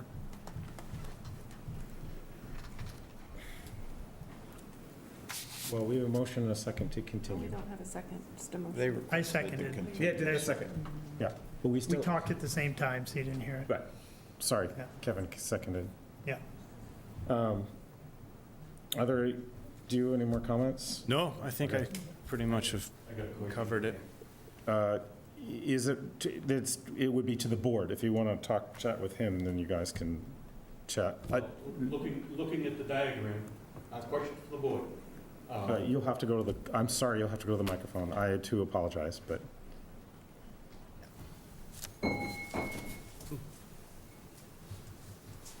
I realize you guys depend on your engineers to do most of the work, but you assume everything is accurate. Take a look at the plan and tell me how wide the street in front of the house is.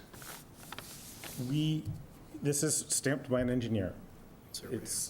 And so the width of the road is what the engineer has certified. Well, guess what? It's not as certified. I went out there and measured it this afternoon. It's 20 feet. It's, No, Which, if I may. yes. Road layout by survey is nothing to do with the width of the road. The width of the road is not the actual width of the roadway. So there might be, I don't have it in front, I just folded it up. A lot of roadways are 40 feet, but it might be 28 feet of pavement. So I'm saying the lot lines are generally the 3 Curb to 5. curb. Yeah, that wouldn't be a lot, that wouldn't be That's the not- width, that wouldn't be the width of the road. The road would probably be anywhere between 3 to 5 feet onto each person's property is the actual road layout. Yeah, so Just generally speaking, that's. Can you what find me 20 feet? 20 feet. Yeah. Well, again. Sorry, what's the relevance? What's the Well, relevance? my question? question is accuracy. Looking at the plan, okay, he's telling me that it's a 40-foot wide road. Yeah. And I go out and measured it, and it's 20 feet wide. So, Okay, again, that's what I'm saying, that's a road layout, sorry, road So- layout versus So the road road. layout is typically 40 feet. Where the pavement is on that road and how wide the pavement is, it's random, as far as I can tell. This property was surveyed and presumably staked. Stands. Yep. And this plot is to scale, and so we do trust the engineers on that. Okay. They have stamped it and signed it, and that is why they are engineers and sign it. Yeah, just very rarely does the road actually meet the layout width, the actual paved surface. So, oh yeah, there's, That's why we require, well, land that's surveyor, that's why that's there's why a there's surveyor. surveyors Yeah. there. So, right, so we have a motion and a second to continue this into June 22nd. Is there any other paperwork that you needed for the continuance? Did you want floor plans or anything of that nature? Do we want floor plans, or are we okay with what? I'm asking the board, so. I'd just like an examination of whether the SAS distance can be improved. Okay. And there are also And floor alternative SAS designs as well, like drip. So, yes, And the existing floor plans and the, you would like and an the existing floor plan. proposed floor plans. So you do They don't require, have, yeah, so, they don't have to be engineering. so an existing and a proposed floor plan. My name is Jake Fricky. I'm a professional land surveyor with Cape and Islands Engineering. My understanding is that the existing and proposed floor plans were submitted as part of this application. I personally sent them. Oh, okay. Okay. Okay, well, that would be, Yeah, then. well, that would be We've got- staff. I'll talk to Katie that she didn't include. Thank you, then, apologize, that's on our fault. And we do recognize also, just to let you guys know that you guys are professional engineers, and we do appreciate the work. I apologize if they weren't put on there. I'll talk to staff who puts the packets together. Okay. Motion second to continue, all in favor? Aye. Okay, we'll see you in a couple of weeks.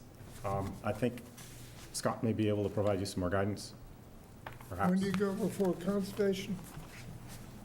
That's a good question.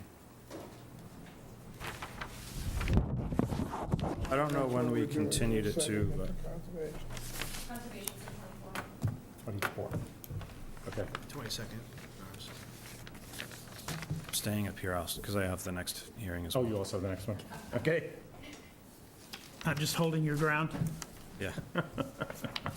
All right. Let me put this to the side. Okay, let me make notes, continued to the 22nd. We have 18 Woodruff Lane, IA Technology Approval Request, no increase in flow. Yes, Chuck. Good evening, Chuck Rowland, Cape and Islands Engineering. I have a little more straightforward project for you this evening. I'm representing the Buzzards Bay Coalition. We are actually proposing two clean-to systems for this property. The first one is the six-bedroom residence, which has a 1,500-gallon tank leach field consisting of five 500-gallon chambers, which will remain. So the clean-to will be added to the system after the existing tank piping debox, and will be replaced, leading to the existing leaching field. Since this area is not subject to vehicle loading, the nitro tank will be H10 rated, and the debox will be H20. And if you don't mind, I'm going to flip ahead to the next.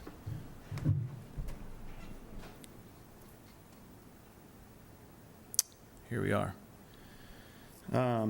The proposed system for the barn is a totally new system which replaces the existing tank and leach pit. The existing tank and pit will be pumped out and removed per 310 CMR 15. System will include a 2-compartment tank, 2,000-gallon H20 nitro, D-box, and a leach field. All the components are located under the driveway and will be rated for H20 rating. The leach field will be prepped with the strip out to C1 layer, which consists of loamy sand and had a perk rate of less than 5 minutes an inch.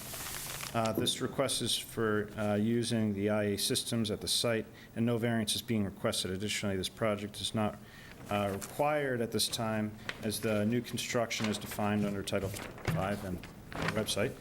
Rather, the Buzzards Bay Coalition feels that this is the best interest of the Buzzards Bay and the surrounding tributaries.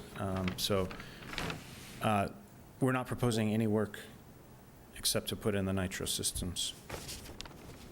Yes? I just have an administrative question. I thought that if it's on one lot, it has to be one system.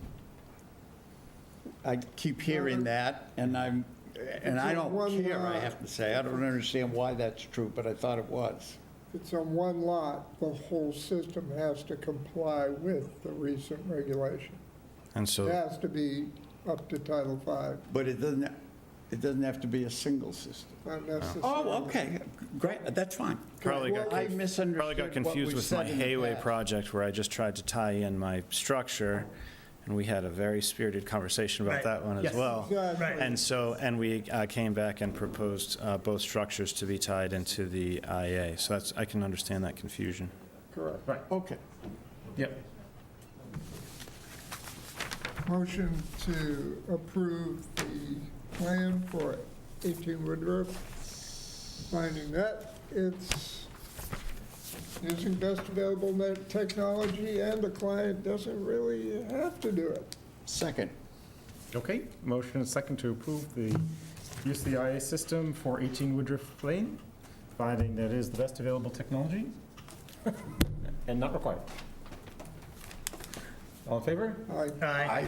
Well, gentlemen, I always like a spirited conversation, and I had a good one tonight, so I look forward to seeing you guys at the end of the month. Same. Thank you. Okay. All right, our Well, next septic issue is the auto camp. Review of the system performance. Yeah, it looks like it's doing pretty well except for minor burp.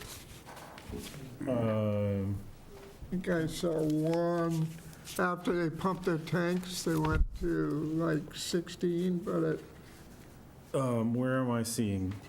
I'm just trying to find, I read it this, I only have a summary table. Was there No, it was an email, George had requested this last week, and I sent out an email to Stantec, not the other George. yeah, an operational And summary. that's what they sent. I just got what they sent. It was like an email to us. I mean, this is fine. I'm not, given that their total nitrogen, the TN max they have so far is 4.7, so. Right. That's, last year they averaged 3.9. So the 2024 was before all the repairs were completed, is that, Yes. or they were right after? Correct. While it Yeah. was still, 24, 25, yeah, I'm trying to remember. yeah. It was during And that, then- when they were coming down. Yeah. And but the in-house measurements with the little kits are much more variable than lab tests, which, right, so there are some higher numbers for those.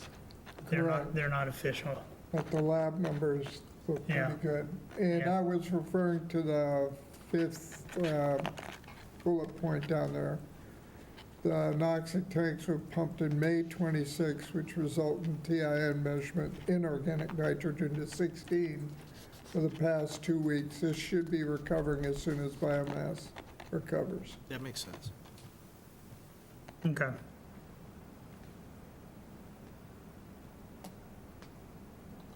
And only one time did it exceed its design flow. And also, the trend is good. Yeah, it is. No, I mean, It's decreasing in terms of average. if they, I'm impressed for last year. I mean, it's only 12 lab samples, but still, I mean, Right, if they can keep it, that's, below 5. man, I mean, 3 is what the sewage treatment. That's as good as the wastewater treatment plant. Right. Yeah, So, really good. Yeah. We probably should ask for another summary at the end of the summer, just to see how Yep. it's going. Yep. All right. So I don't know, one day I was thinking, I wonder how that goes, because of course, we have approved the same technology for those 40 Right. houses. Yeah. And I just want to make sure that it was working right. If those houses work as well as this one does, then Yeah, It- it'd be really. it'd be really nice. It's not 100% removal, well, it wouldn't be 100% removal anyway, if it were. Right, What's total nitrogen and rainfall these days? gosh, I don't know, That's a Probably a good question. milligram, right? at least, I think it's at least a milligram. Yeah. So, not that much worse. Yeah. All right. We have our next item. Irrigation is 8 well. Associates Road irrigation well variance request.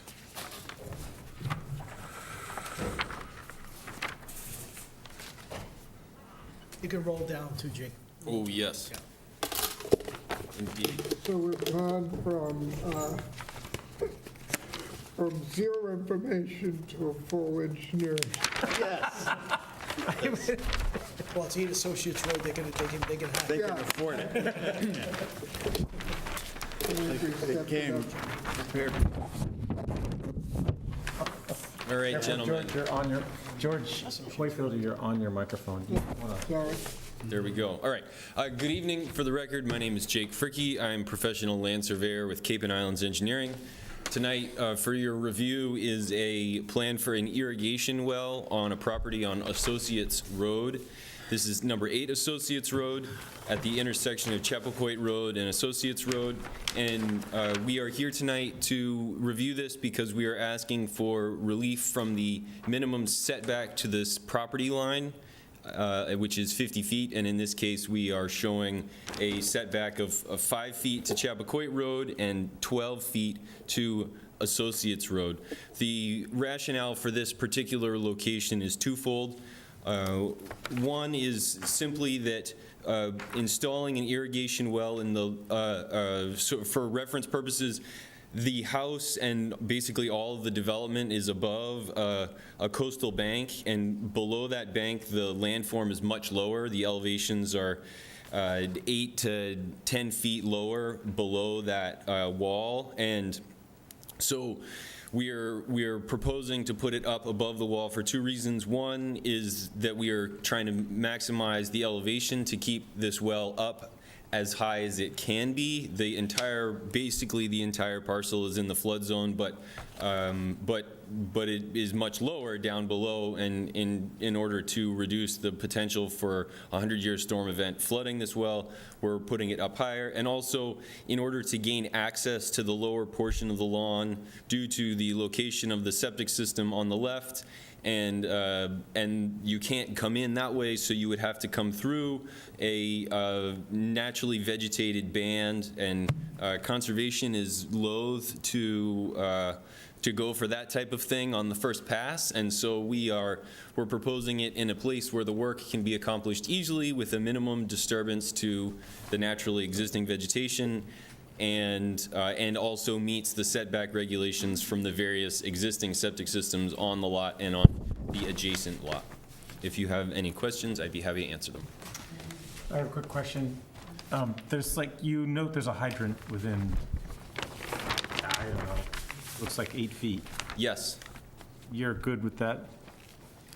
I don't know where The line is out in Chappaquoit Road. okay, so it's just a lateral. that comes in. And there's a lateral that comes into the hydrant. There's another lateral that comes in for the water meter pit, which is further south. And Okay. we believe that this is suitable. The driller does not have Okay. concerns about that. That's all. Any other comments from the board?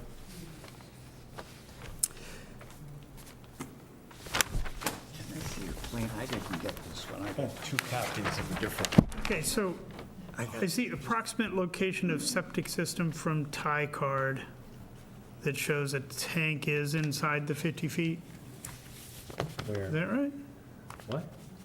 All right here, it says, Yes, so there's a septic tank within the 50-foot zone, but not a Lead field. leach field, is that right? that's correct. Okay. Oh, I see. The pit is, it was a former cess pool. It's right here. Oh, his. They did a diversion maneuver to get it, so it was a cess pit, and then they went out and back, and that's why. Sorry, I'm just walked away from the mic. No, that's And that's all why that's why the arrangement is what it is there. Okay, and that's okay with our regulation? Not the SAS, so. Right. Okay. This is definitely the best irrigation well plan we've ever had. Thank you. Thank you. We've had some that were a lot harder to read. The bar is low, though, Jake, so don't smile too much. The bar is low. Yeah, the bar is low. Scott advised me to make sure that the plan was really nice. It's got color on it even. I'm going to motion to approve the variances for this well. Second. All right, motion is second to approve the variances for the irrigation well request for road. Any other comments? All in favor? Aye. Aye. Thank you, gentlemen. Have a good evening. Thank you. Do we want to continue with, I'll give you a choice. Do we want to continue with wells, or do we want to go back to IA system monitoring? I don't have a whole lot on IA system monitoring this time, so. Okay. It's a pretty busy agenda. I took a little hiatus from putting together letters Thank to you. owners, but we will probably start with draft letters to owners that are really very high on that, like 60 and above on their Right. performance. Okay. Do we, And I'll have a draft letter by next time. okay, Scott, have we had any other correspondence or comments from, No, okay? no, but I think I'm going to, if you like, keep us on the agenda every week. As you Yes, decide sure. whether you want to talk to or not, you might as well have a continuing. Right, we'll just have, that's fine. It's on a fine with good me to track, keep it on. yeah. Yeah, I think one of the things that, just very briefly, we could discuss is just to say that what we heard from the providers was that oftentimes when they request that a system be pumped and it's not pumped, they express some desire for us to be somewhat enforcement in that Yeah. regard. So we set it up and said, look, if you make a recommendation, send an email, and it would be just under that tagline, recommendation.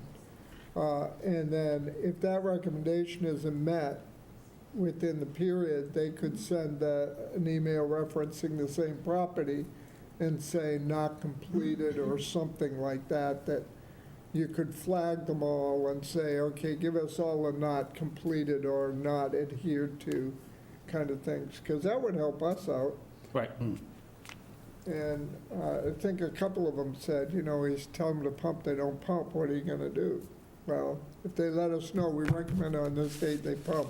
We came back 3 months later, it wasn't pumped, no record. So that will help us even find even lower apples on the tree. Right. Yep. That's what the hope was from that Yeah. discussion. So that's all I had on that. I knew we had a pretty full agenda tonight. All right. Well, let's talk about the well regulation process and then come back, if we might, I'm sorry, to the water superintendent. I'd also like to note, just as a quick note, looking ahead, we're going to continue the discussion of the waiver form until we get Amy back. Okay? So, And just on that, you're all going to be getting from me some proposed things to actually think about, in particular on the form people use, and I'm going to Okay. actually. For the plastics? Yeah, Yeah. for the plastics. if you would send it for Scott, then we Yeah, could right. We could actually Yeah. have that for, Yeah, I may send it to you ahead of time, just, If you can send it to me, and I can share it with the Yeah.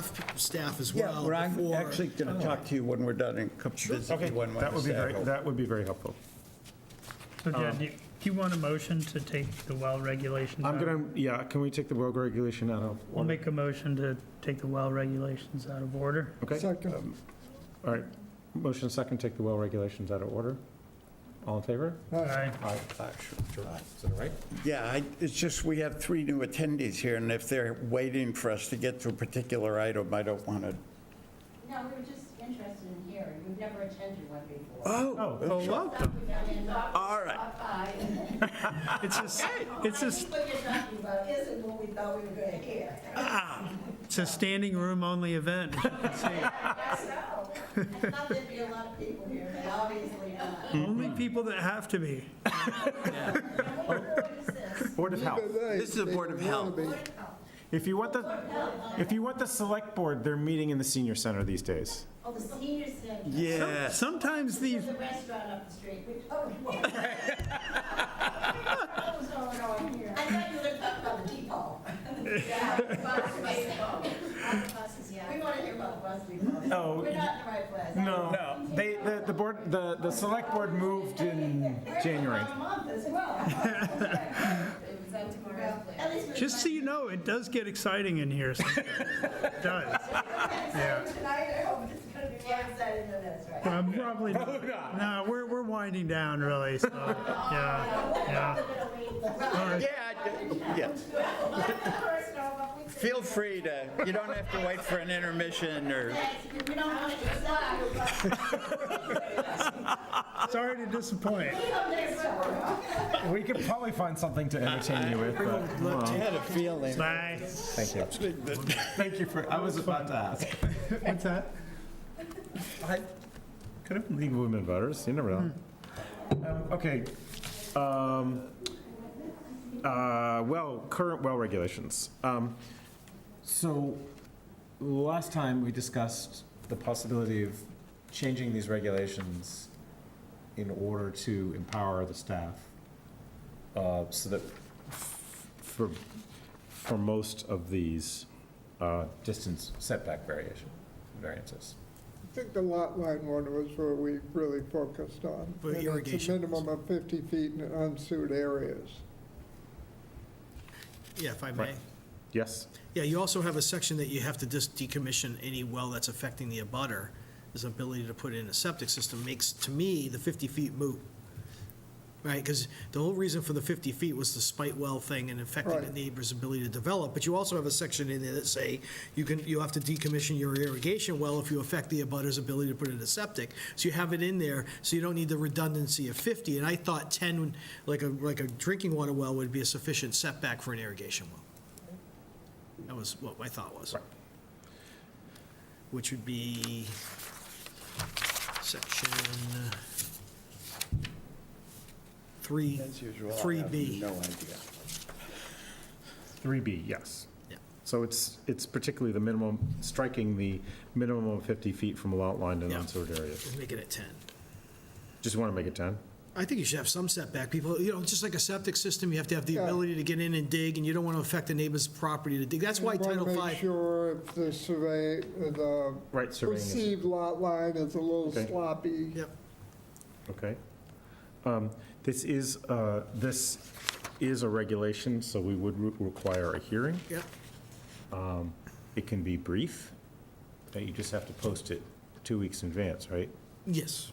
So, We only have 3 well drillers in all of Cape Cod, so it's pretty easy to let them know. And, there's also anything else you think you might want to change for that hearing as well. That was my suggestion. I don't know if there's anything more that you want added or removed from the existing well. What's the argument for not providing the ability for the health agent to make these decisions? Well, I think they don't need to be codified in a regulation, so me making the decision would be Right. much like you Right. gave me the ability of the flow neutral bylaw referrals recently. Uh-huh. but the regulation still needs to reflect. Right, You right. you don't want me granting, No. Yeah, still, the Constantly, if you regulation has change- to be right, but yeah. I think I mentioned the idea of letting the health agent make these decisions previously, but I thought I got pushed back on that. Is that? I mean, they seem pretty straightforward to me. I think there were a couple of occasions where we're thinking about people just banging wells in down like a Mara Vista and spraying it all over. Yeah, you don't want that. You I have- totally agree. I mean, You have that in there. Right. yeah, I am concerned about these things, but we don't have, Well, that was the 50 feet from the lot line, simply because we kind of felt that nobody'd be putting wells in down there at 50 feet. You couldn't get 50 feet from the Right, lot right. line. yeah. So, I mean, I think there does, having a couple of extra sets of eyes, and Scott's got, like on some of the more complicated ones, thoughts about, like, do we really want irrigation wells in certain locations where we think about a plume or something like that? And that is the other one that came up when we had, way back, we had the Ashumet area, and that area in there, we were saying, people were putting down wells and bringing them up, and there was no testing to them, so they were aerosoling that. Who knew what they were doing? Right. Were they marking the wells that these are non-potable water? What sort of safeguards were in place that Right. kids weren't walking up and turning the thing on and drinking from it? Same with wastewater treatment plant plume. I don't know how deep it goes, but it's right under my yard, so I'm not gonna put one in. Not that I ever water anything anyway. I mean, Okay. and the other thing to think about too is you have a finite amount of time every month that you're here. Right. And do you want to be doing that stuff, or do you want to be doing more time on I-8 or something? Like, that's the other reason why I'm thinking, let's layer off stuff that I don't think you really need personally. Right. Like, right, that's, Yeah. used to get a ton more septics before you had that sliding scale that you put in there with the 75 feet and 100 Yes. feet. That took away a lot of you getting local upgrade approvals. You used to get 3 or 4 local upgrade approvals every meeting, which ate up your first hour and a half or hour. Yeah. And so I think the more you've got to consider, the more you get time to look at other things that may be more important. So, All right. Are there any, I mean, the 22nd is too soon for a hearing? yes. Okay. I think we should read them over, make sure that that's the only change. I mean, I've looked at them enough to say, yeah, I think that's really the only thing that I'm concerned with. We have a lot in here about marking the wells, irrigation well, not for drinking. And we have some other, as far as requiring a permit, things like that. So at least we'll know where they are. Dr. George, did you have any? No. Okay. So you'd like, on the 22nd, to have it on again, everybody's going to take a look at it, and Yep. then you go to a public hearing at some point after. That's fine with me. Yeah. And if anybody, would you want us to, if we have some writing on it, to send it to you ahead of time so you can? Sure, well, I'll give you the edit? scribe, Okay. usually you sign. So if something. anybody wants to do anything other than strike that line in 3B, or change it from 50 feet to 10 feet, send it to Scott, we'll collate them and look at them next time. Do we know how many drinking water wells we have in town? I mean, that are private drinking water wells? 200. That many? Really? They add up. I mean, that's maybe a little less. The Schumett, still some on Courier Road, Yep. still some on Carrot Shop. And I made up a little map one time when somebody asked me that information. I did the best I can because I have to go on GIS and look at an absence of a water account. Yeah, In yeah. order to look at whether they have a well. Subtract, maybe. But 100, I would say no less than 120 to 200. If there's water, is there a requirement you have to connect to water on the street if there is water on the street, like a septic system and sewers? No. No? No, you're not required to hook to town water. We just had one on Seacoast Shores, come to find out had a well. Really? Yeah. How often? That was an oddball. So very rarely do you find, but some people chose not to How tie did you into town water. find that out? A lot of, sorry? How did you find it out? Well, this one, Yeah. the engineer messed up. So the engineer stated town water, and come to find out when they did the Title V, there wasn't town water.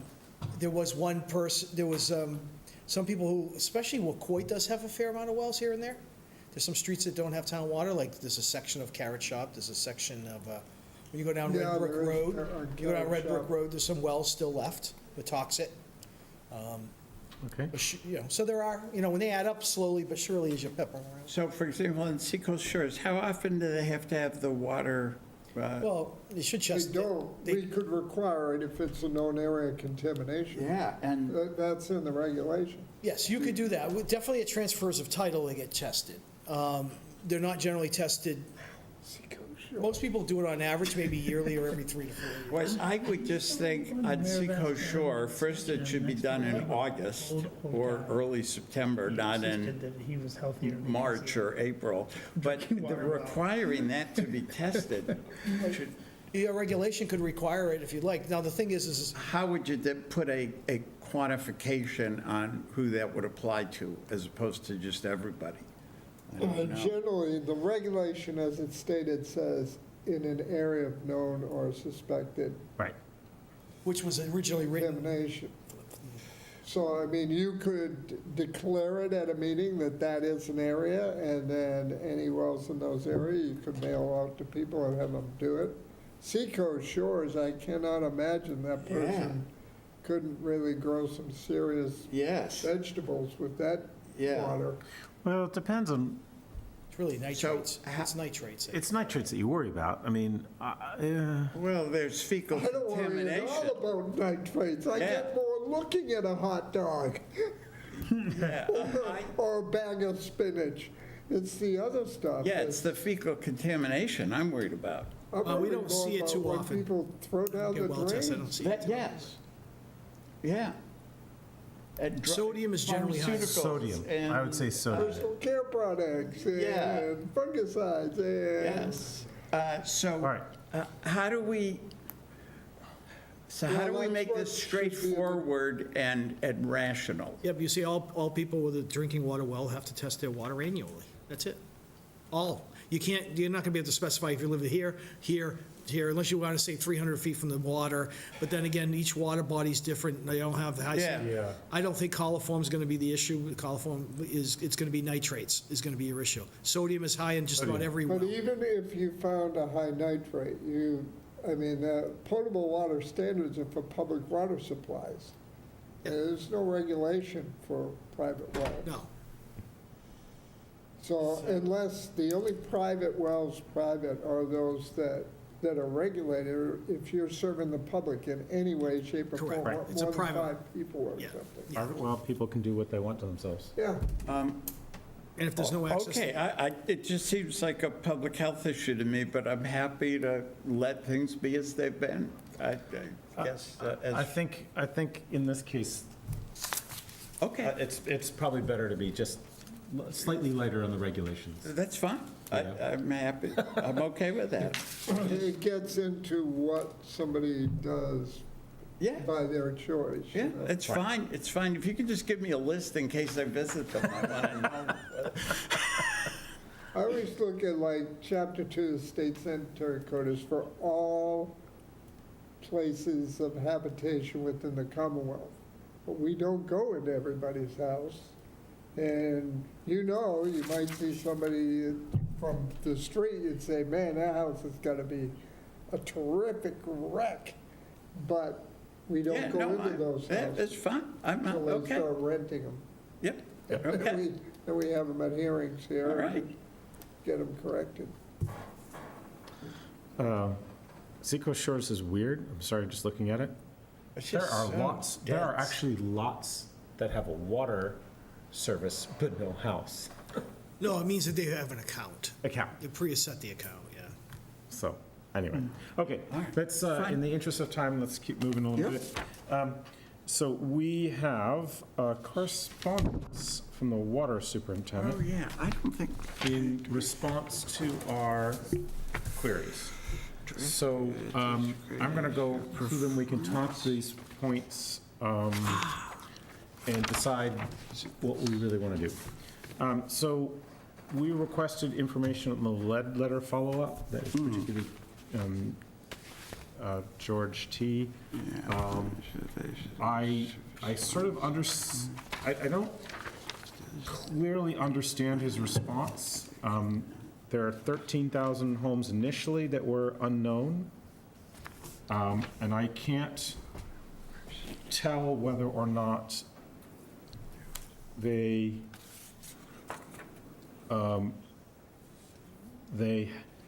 still have 13,000 homes. No, I don't think so. The way I read it, they basically eliminated, they believe we have none with lead. Well, we recently received permission to perform a statistical analysis in which we need to identify approximately 320 water service line materials. Right, so that would imply that they have far more than 320 that they don't know. That's how that implies to me. I think I could be wrong, but with the way I read it, I just reread it, was they looked at what the materials look like based on that survey and eliminated the vast majority of those 13,000. Then they went and looked at a few and decided that we have only a few iron and mostly copper or polyethylene. And then, I don't understand that 325 materials or whatever it is, but maybe there are certain materials that it's not clear whether they're going to leach lead or not. I don't know. That's the way I read it. Well, right, but this is the problem. It's not clear. And so this is a question we submitted to the water superintendent, and the answer that we got, to me, we is don't not clear. understand. I would like to And chat if with you him were about here, this. if you were here, you could ask him. Right, Yeah. okay. So Yeah. that's Yep. point number one. We're Yep. still uncertain as to what our number status is. Drinking water protection, status of the monitoring wells. In terms of the monitoring well near the high school, I did actually go reread the water supply protection plan, and it does say that the DEP only required those to be monitored for 2 years following the 1988 removal of the two 13,000-gallon fuel oil tanks. So that does make sense that there is not additional monitoring of that. There are, on the plan, there are a number of other monitoring wells. And in around Long Pond, and I'm not completely certain why those are not being monitored. Occasionally, anyhow. The high school ones? Not the high school, there's No. additional monitoring wells, because, so for example, where there's Falmouth Self-Storage is, or the Sun Storage is, on the east side of Gifford, there was several junkyards, Yeah. and although there were not monitoring wells continued there, their monitoring wells are actually on the west side of Gifford Street. Okay. And at least noted on the plan. And, Yeah. although he doesn't say that he's not aware of them being monitored, it would be great to chat with him a little bit about that. There were recommendations in the plan that there be continued occasional sampling of some of those other wells. I do note that now, the big chunk of Zone B is conserved by actions of town meeting.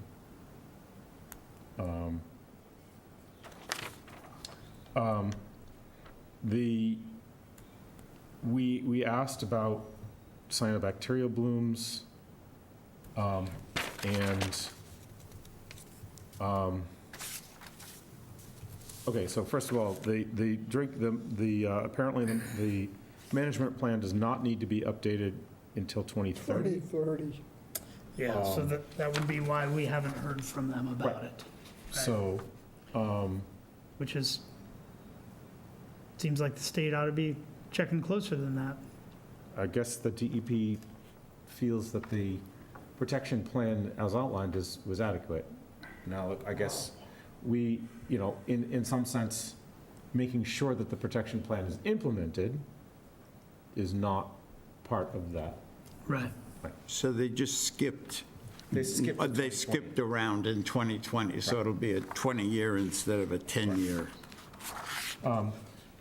And we asked about implications of cyanobacteria blooms in the freshwater ponds, given that there are wells adjacent to those ponds, and that Long Pond South could potentially have be subjected to that, although we would hope that the conservation protection on the surrounding land is sufficient to reduce the possibility of an incident. I don't know whether or not the DEP requires monitoring for cyanotoxins. Yeah, it's a little bit of a little, It's unclear to me. well, it says we don't, We says don't do that that. they don't monitor for cyanobacteria toxins.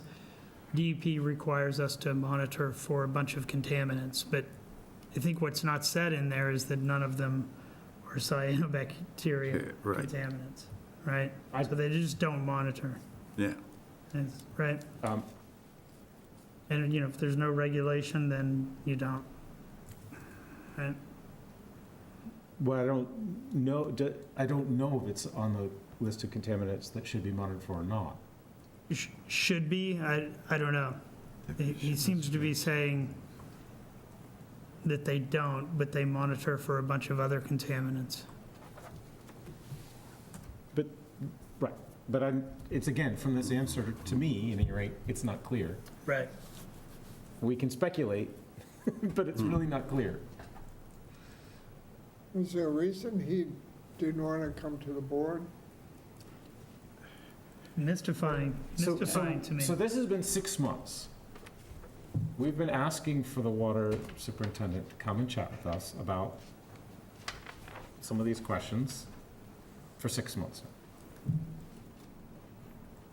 So we could, and I have some approximate wording in mind, write to the town manager and copy the select board,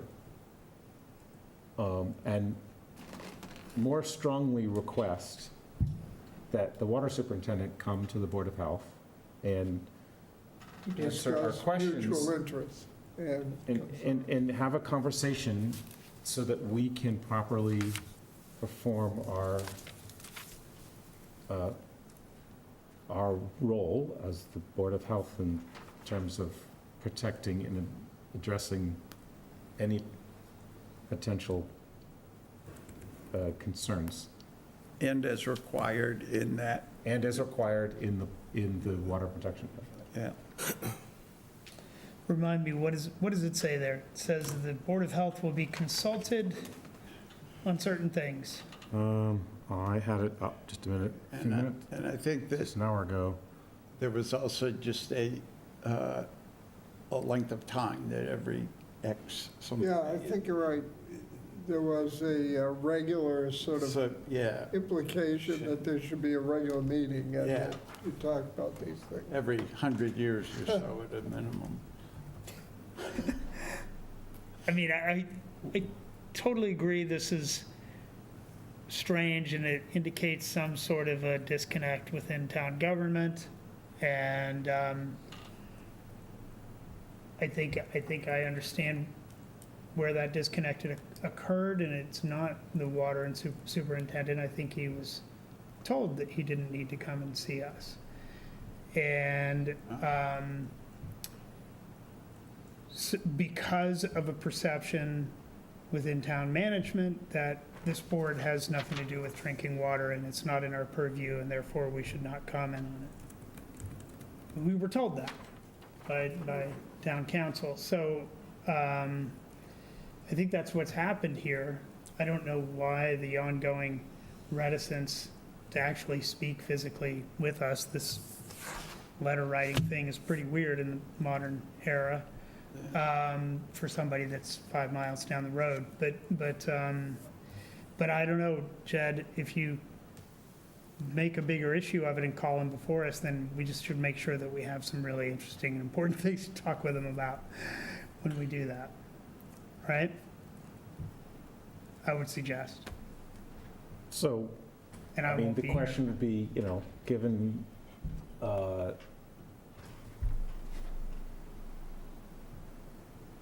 think the focus should be around the Long Pond Protection Area plan. Yeah.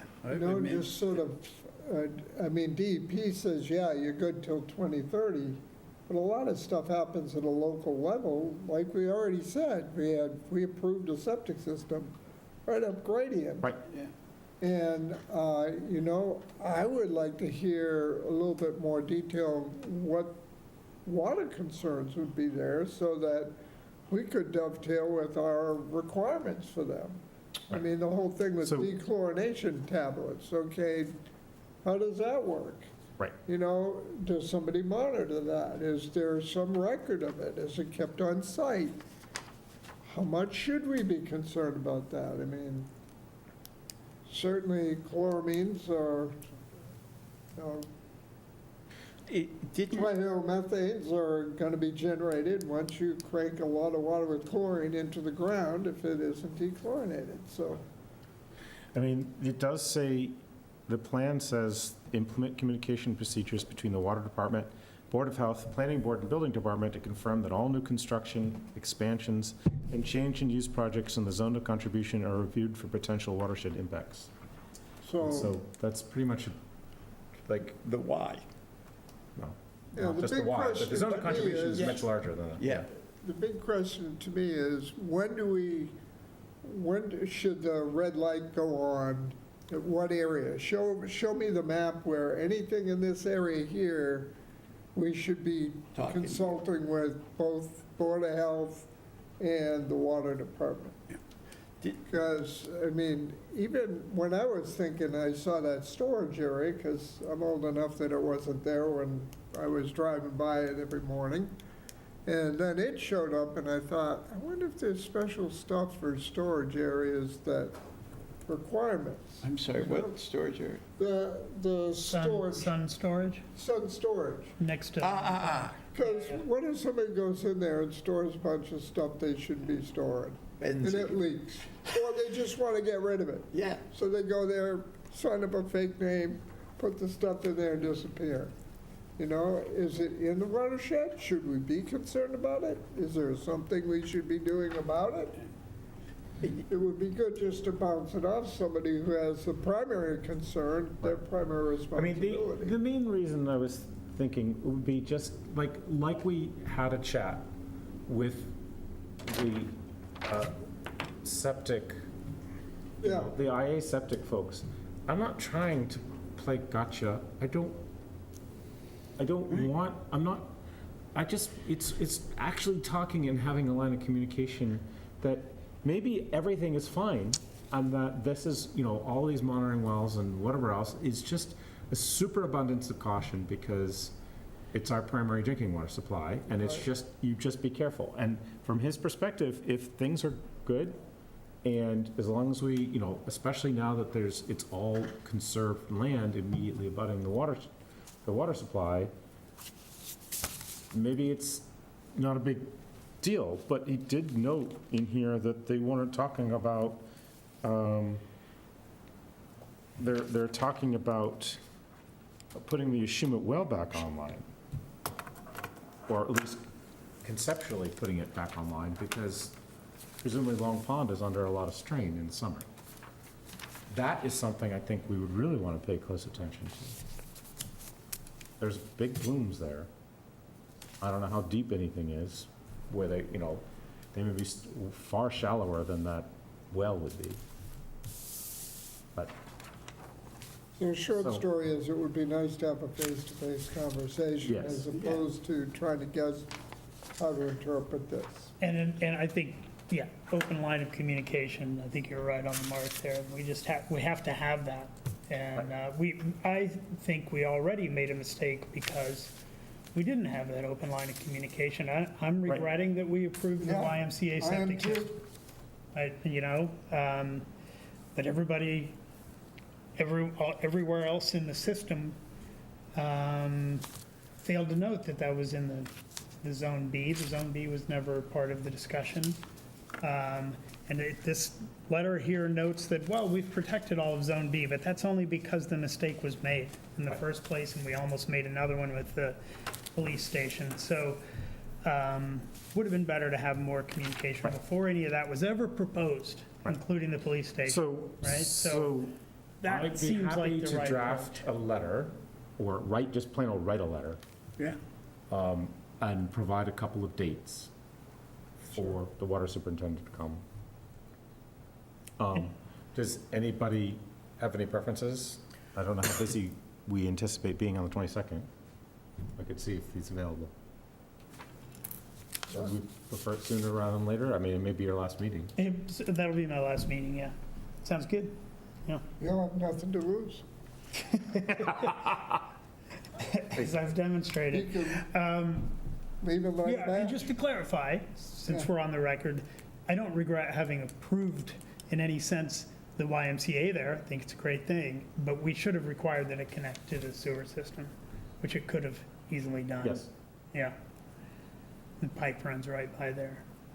To my understanding, that would have been straightforward to do without having talked with anyone further about it. Is this an irrevocable decision? I think they're digging now.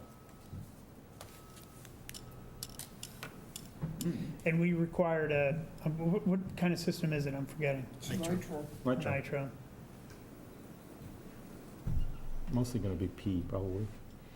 Yeah, well, I think Always is. the disinfection, if they're chlorinating the pond, chlorinating the pool. Cool. I don't know if they're going to dispose of that through the septic system. No, Well, it's, But can't. they'll have to dispose of it somewhere. Right. If Generally, it's a big dry well or whatever. did we require disinfection on the effluent from the, so we could have? Well, I mean, the pool better well be disinfected. No, so sorry, I'm talking about the septic system. Yeah. I'm sorry, I what? was a little sketchy on doing that. I mean, you require disinfection in a leach field that you're hoping the bacteria will finish your job. True, You know, true. I mean, It unless might not you're, be better. unless you're UV lighting it, UV, you're just killing what's going out to it. Oh, The yeah, natural yeah. biota can That's a good still point. take care of it. Yeah. So that, Okay. yeah. I will make that request. Okay. All right, we have, Thanks for the response, but it would be nice to Right. face to face. yeah. And Yeah. didn't Amy make a list of the items in the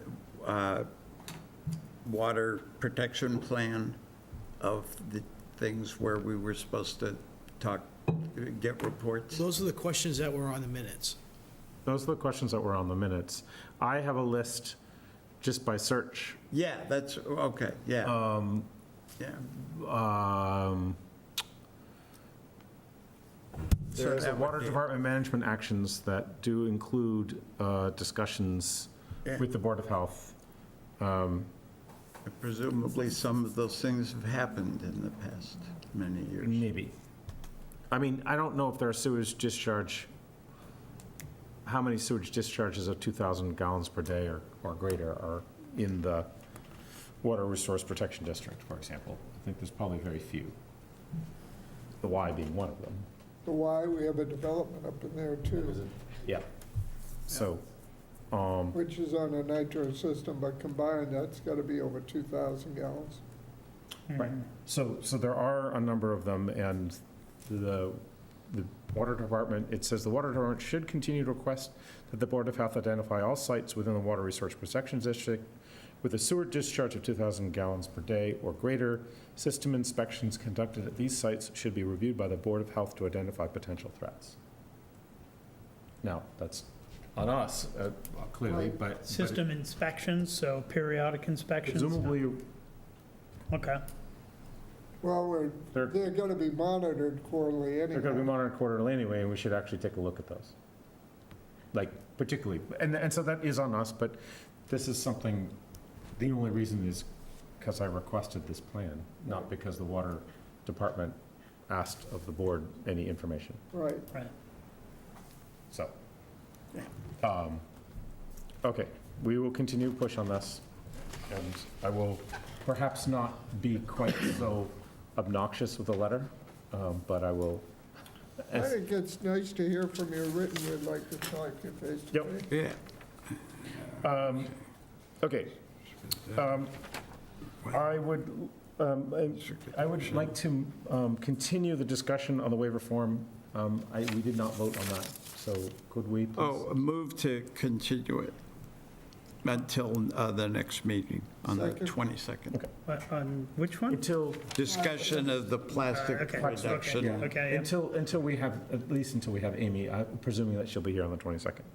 I don't know for certain, but, So we can continue to that, Yeah. and if we have. okay. to- Motion Okay, second to continue the plastic reduction regulation discussion until 22nd. All in favor? Aye. Aye.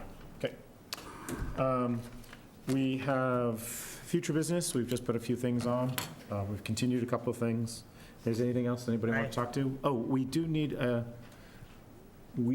would be great to try to identify any future members, if anybody has any thoughts. You don't necessarily need to talk about it in open meeting.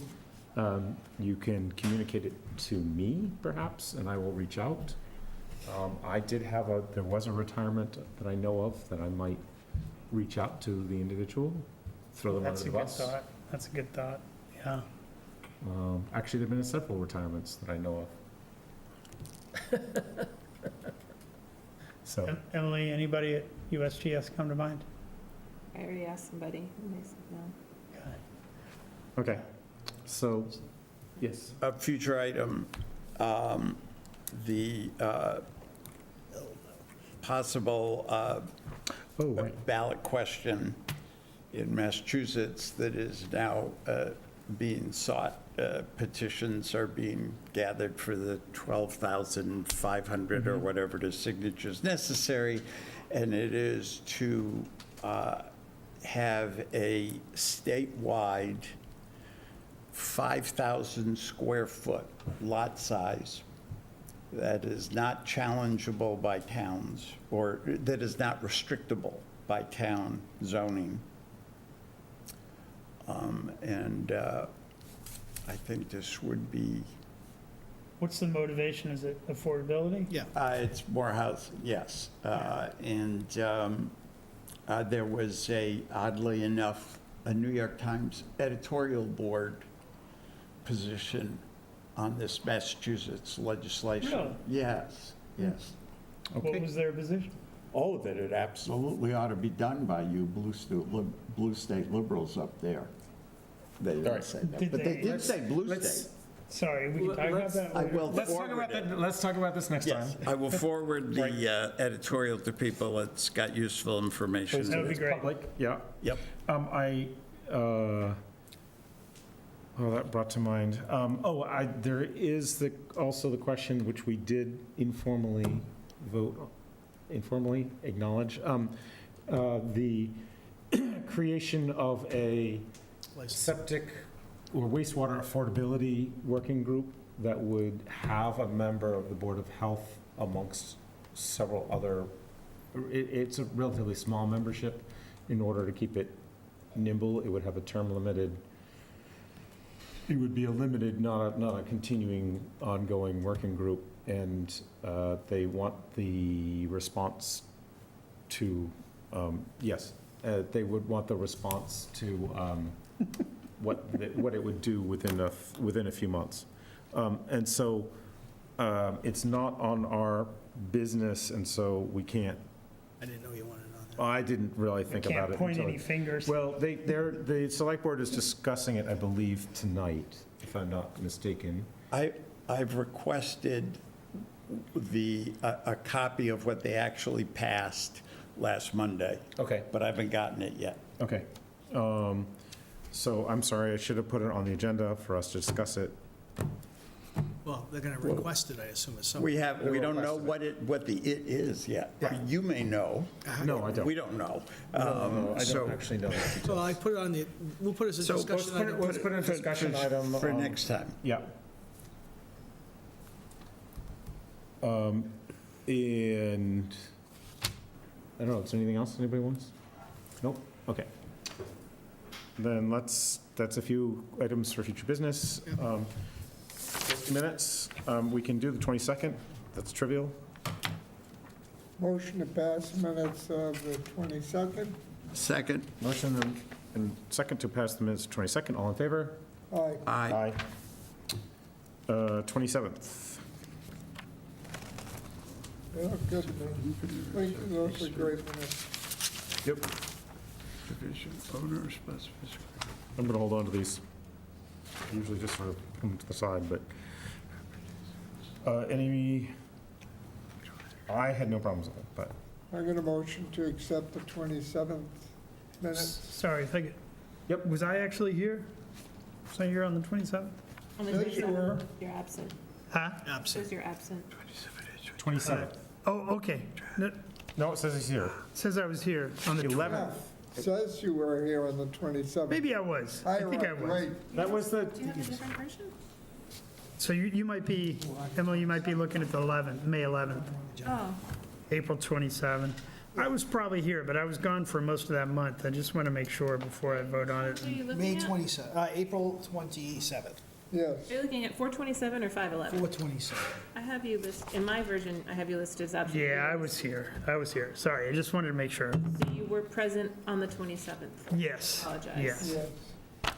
No, you have it right. You have it right here. Yeah, you have it right. On the 27th, you have me on there. April 27th. You got it right on both of them. That's 511, I think. Yeah, your tab, you must have saved over it or something? Yeah, you saved over it, okay. It's okay, it's a copy. I'll send you back your No, email. I. Motion to approve those Oh my God, Emily made a mistake. I Even can't. though I arrived late at I do 5:41. that all the time. I don't remember that. Why'd you? George Whitefield Oh, yeah, I arrived. was I do right remember him in. being late. I came in on fire. Why was Okay. that? I was just late. It was just traffic, and I Yeah, yeah. said, there's no freaking way I'm gonna make it. All right. So, Motion and to, a second. okay. Motion and second to accept the minutes for April 27th as printed. All in favor? Aye. Aye. And the May 11th Zoom meeting. Kevin, you were not present. Correct. But we do have 3 members here, so we can go through it. This was a really useful meeting. Yes, it was. I thought it was very well represented. I didn't see any errors. I read it and it looks great to me. And I have to say I did not read it. So nor the last one, actually. Do you want to spend a minute? Sure. We Mission statement. we can see if we can finish in 4 minutes. How's that? I'm a slow reader. Yeah. Meet the Rafferty rule. No, That'd not be quite. great. Rafferty rule is 2 hours, right? 8 o'clock is the referee. Oh, 8 o'clock's the Rafferty Yeah. rule? Okay. So we had 4 of them not present, David. 4 companies. Yeah, they did, one of them, a couple of them did say that they were going to try to attend another meeting, but did you The hear from any of biggest them? one, who owns all the FAS or sells them all, they just said, yeah, we'll take, it." Pretty much blew it off. Really? Yep. Okay, well, Well, Well, they're the ones, their customers will be the ones getting the first letters, because those are the worst ones out there. yep. And as I said, they're if you looked at the same technology by Bicentennial, all of his are really good. I mean, he's got a few outliers, but most of them are below 19 and some below 10. And he gave reasons why he thought that was so. Okay. He had a couple of neat little strategies to make them work better. Yeah, And I thought, yeah, I think, that makes sense. I'm seeing exactly what he was talking about. It's recycle back to the first chamber, and he said he goes in there, he breaks that up with a shovel each time. He says instead of just leaving the mat there, so when it recycles, it actually gets the Mixes. mix. Instead of just sitting on top of this sort of scum layer. I mean, he had a suggestion on the design of the D-boxes. He had suggestion on the not using speed levelers, and making sure the tanks stayed. It'd be good to socialize those strategies. Yeah. I wonder if we,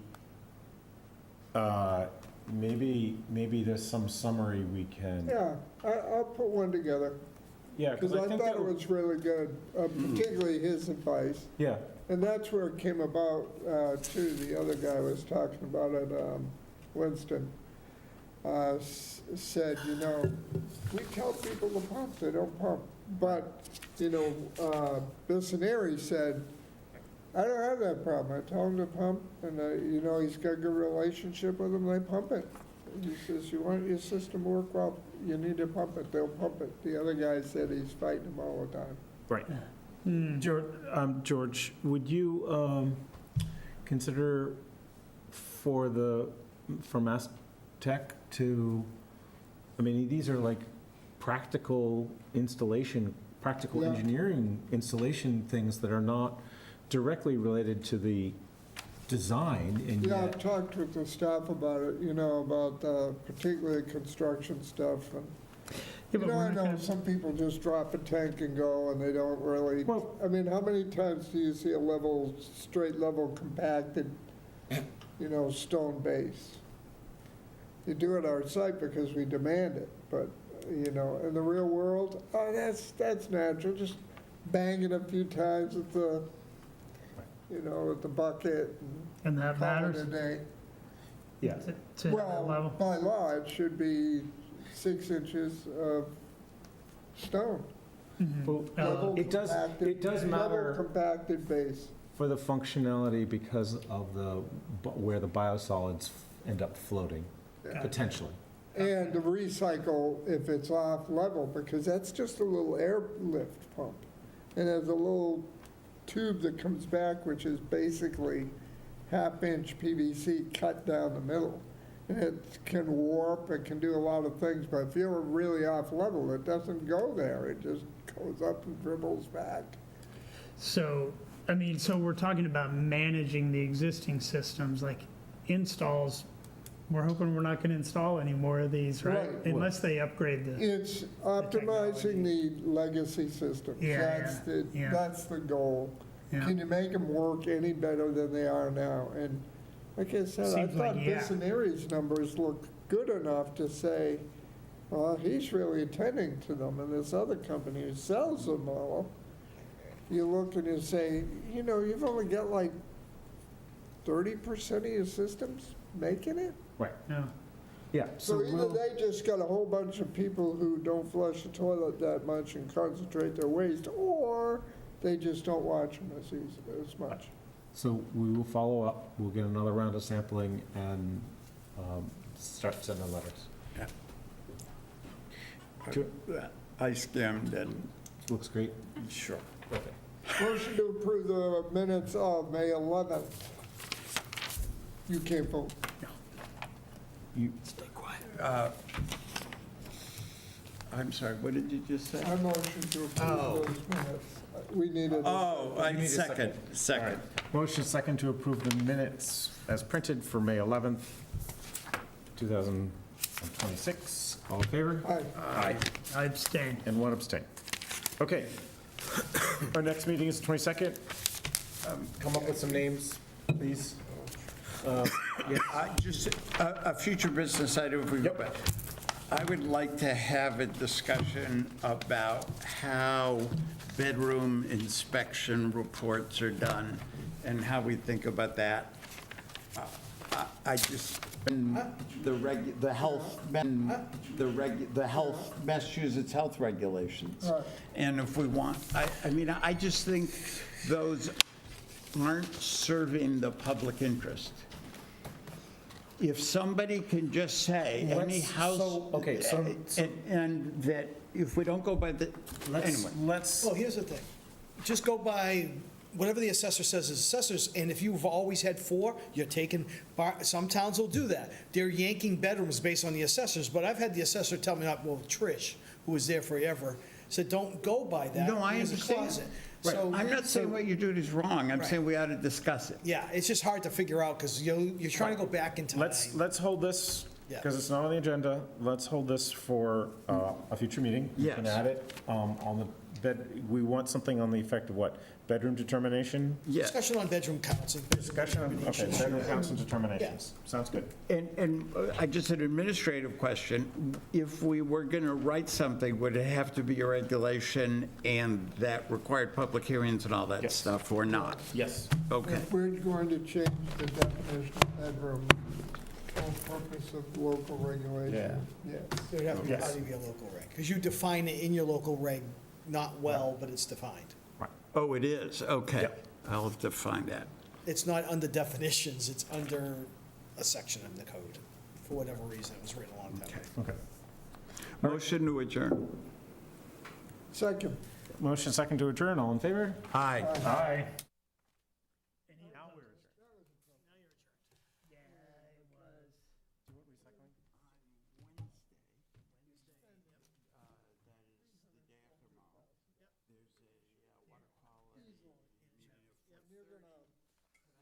You're right on the water.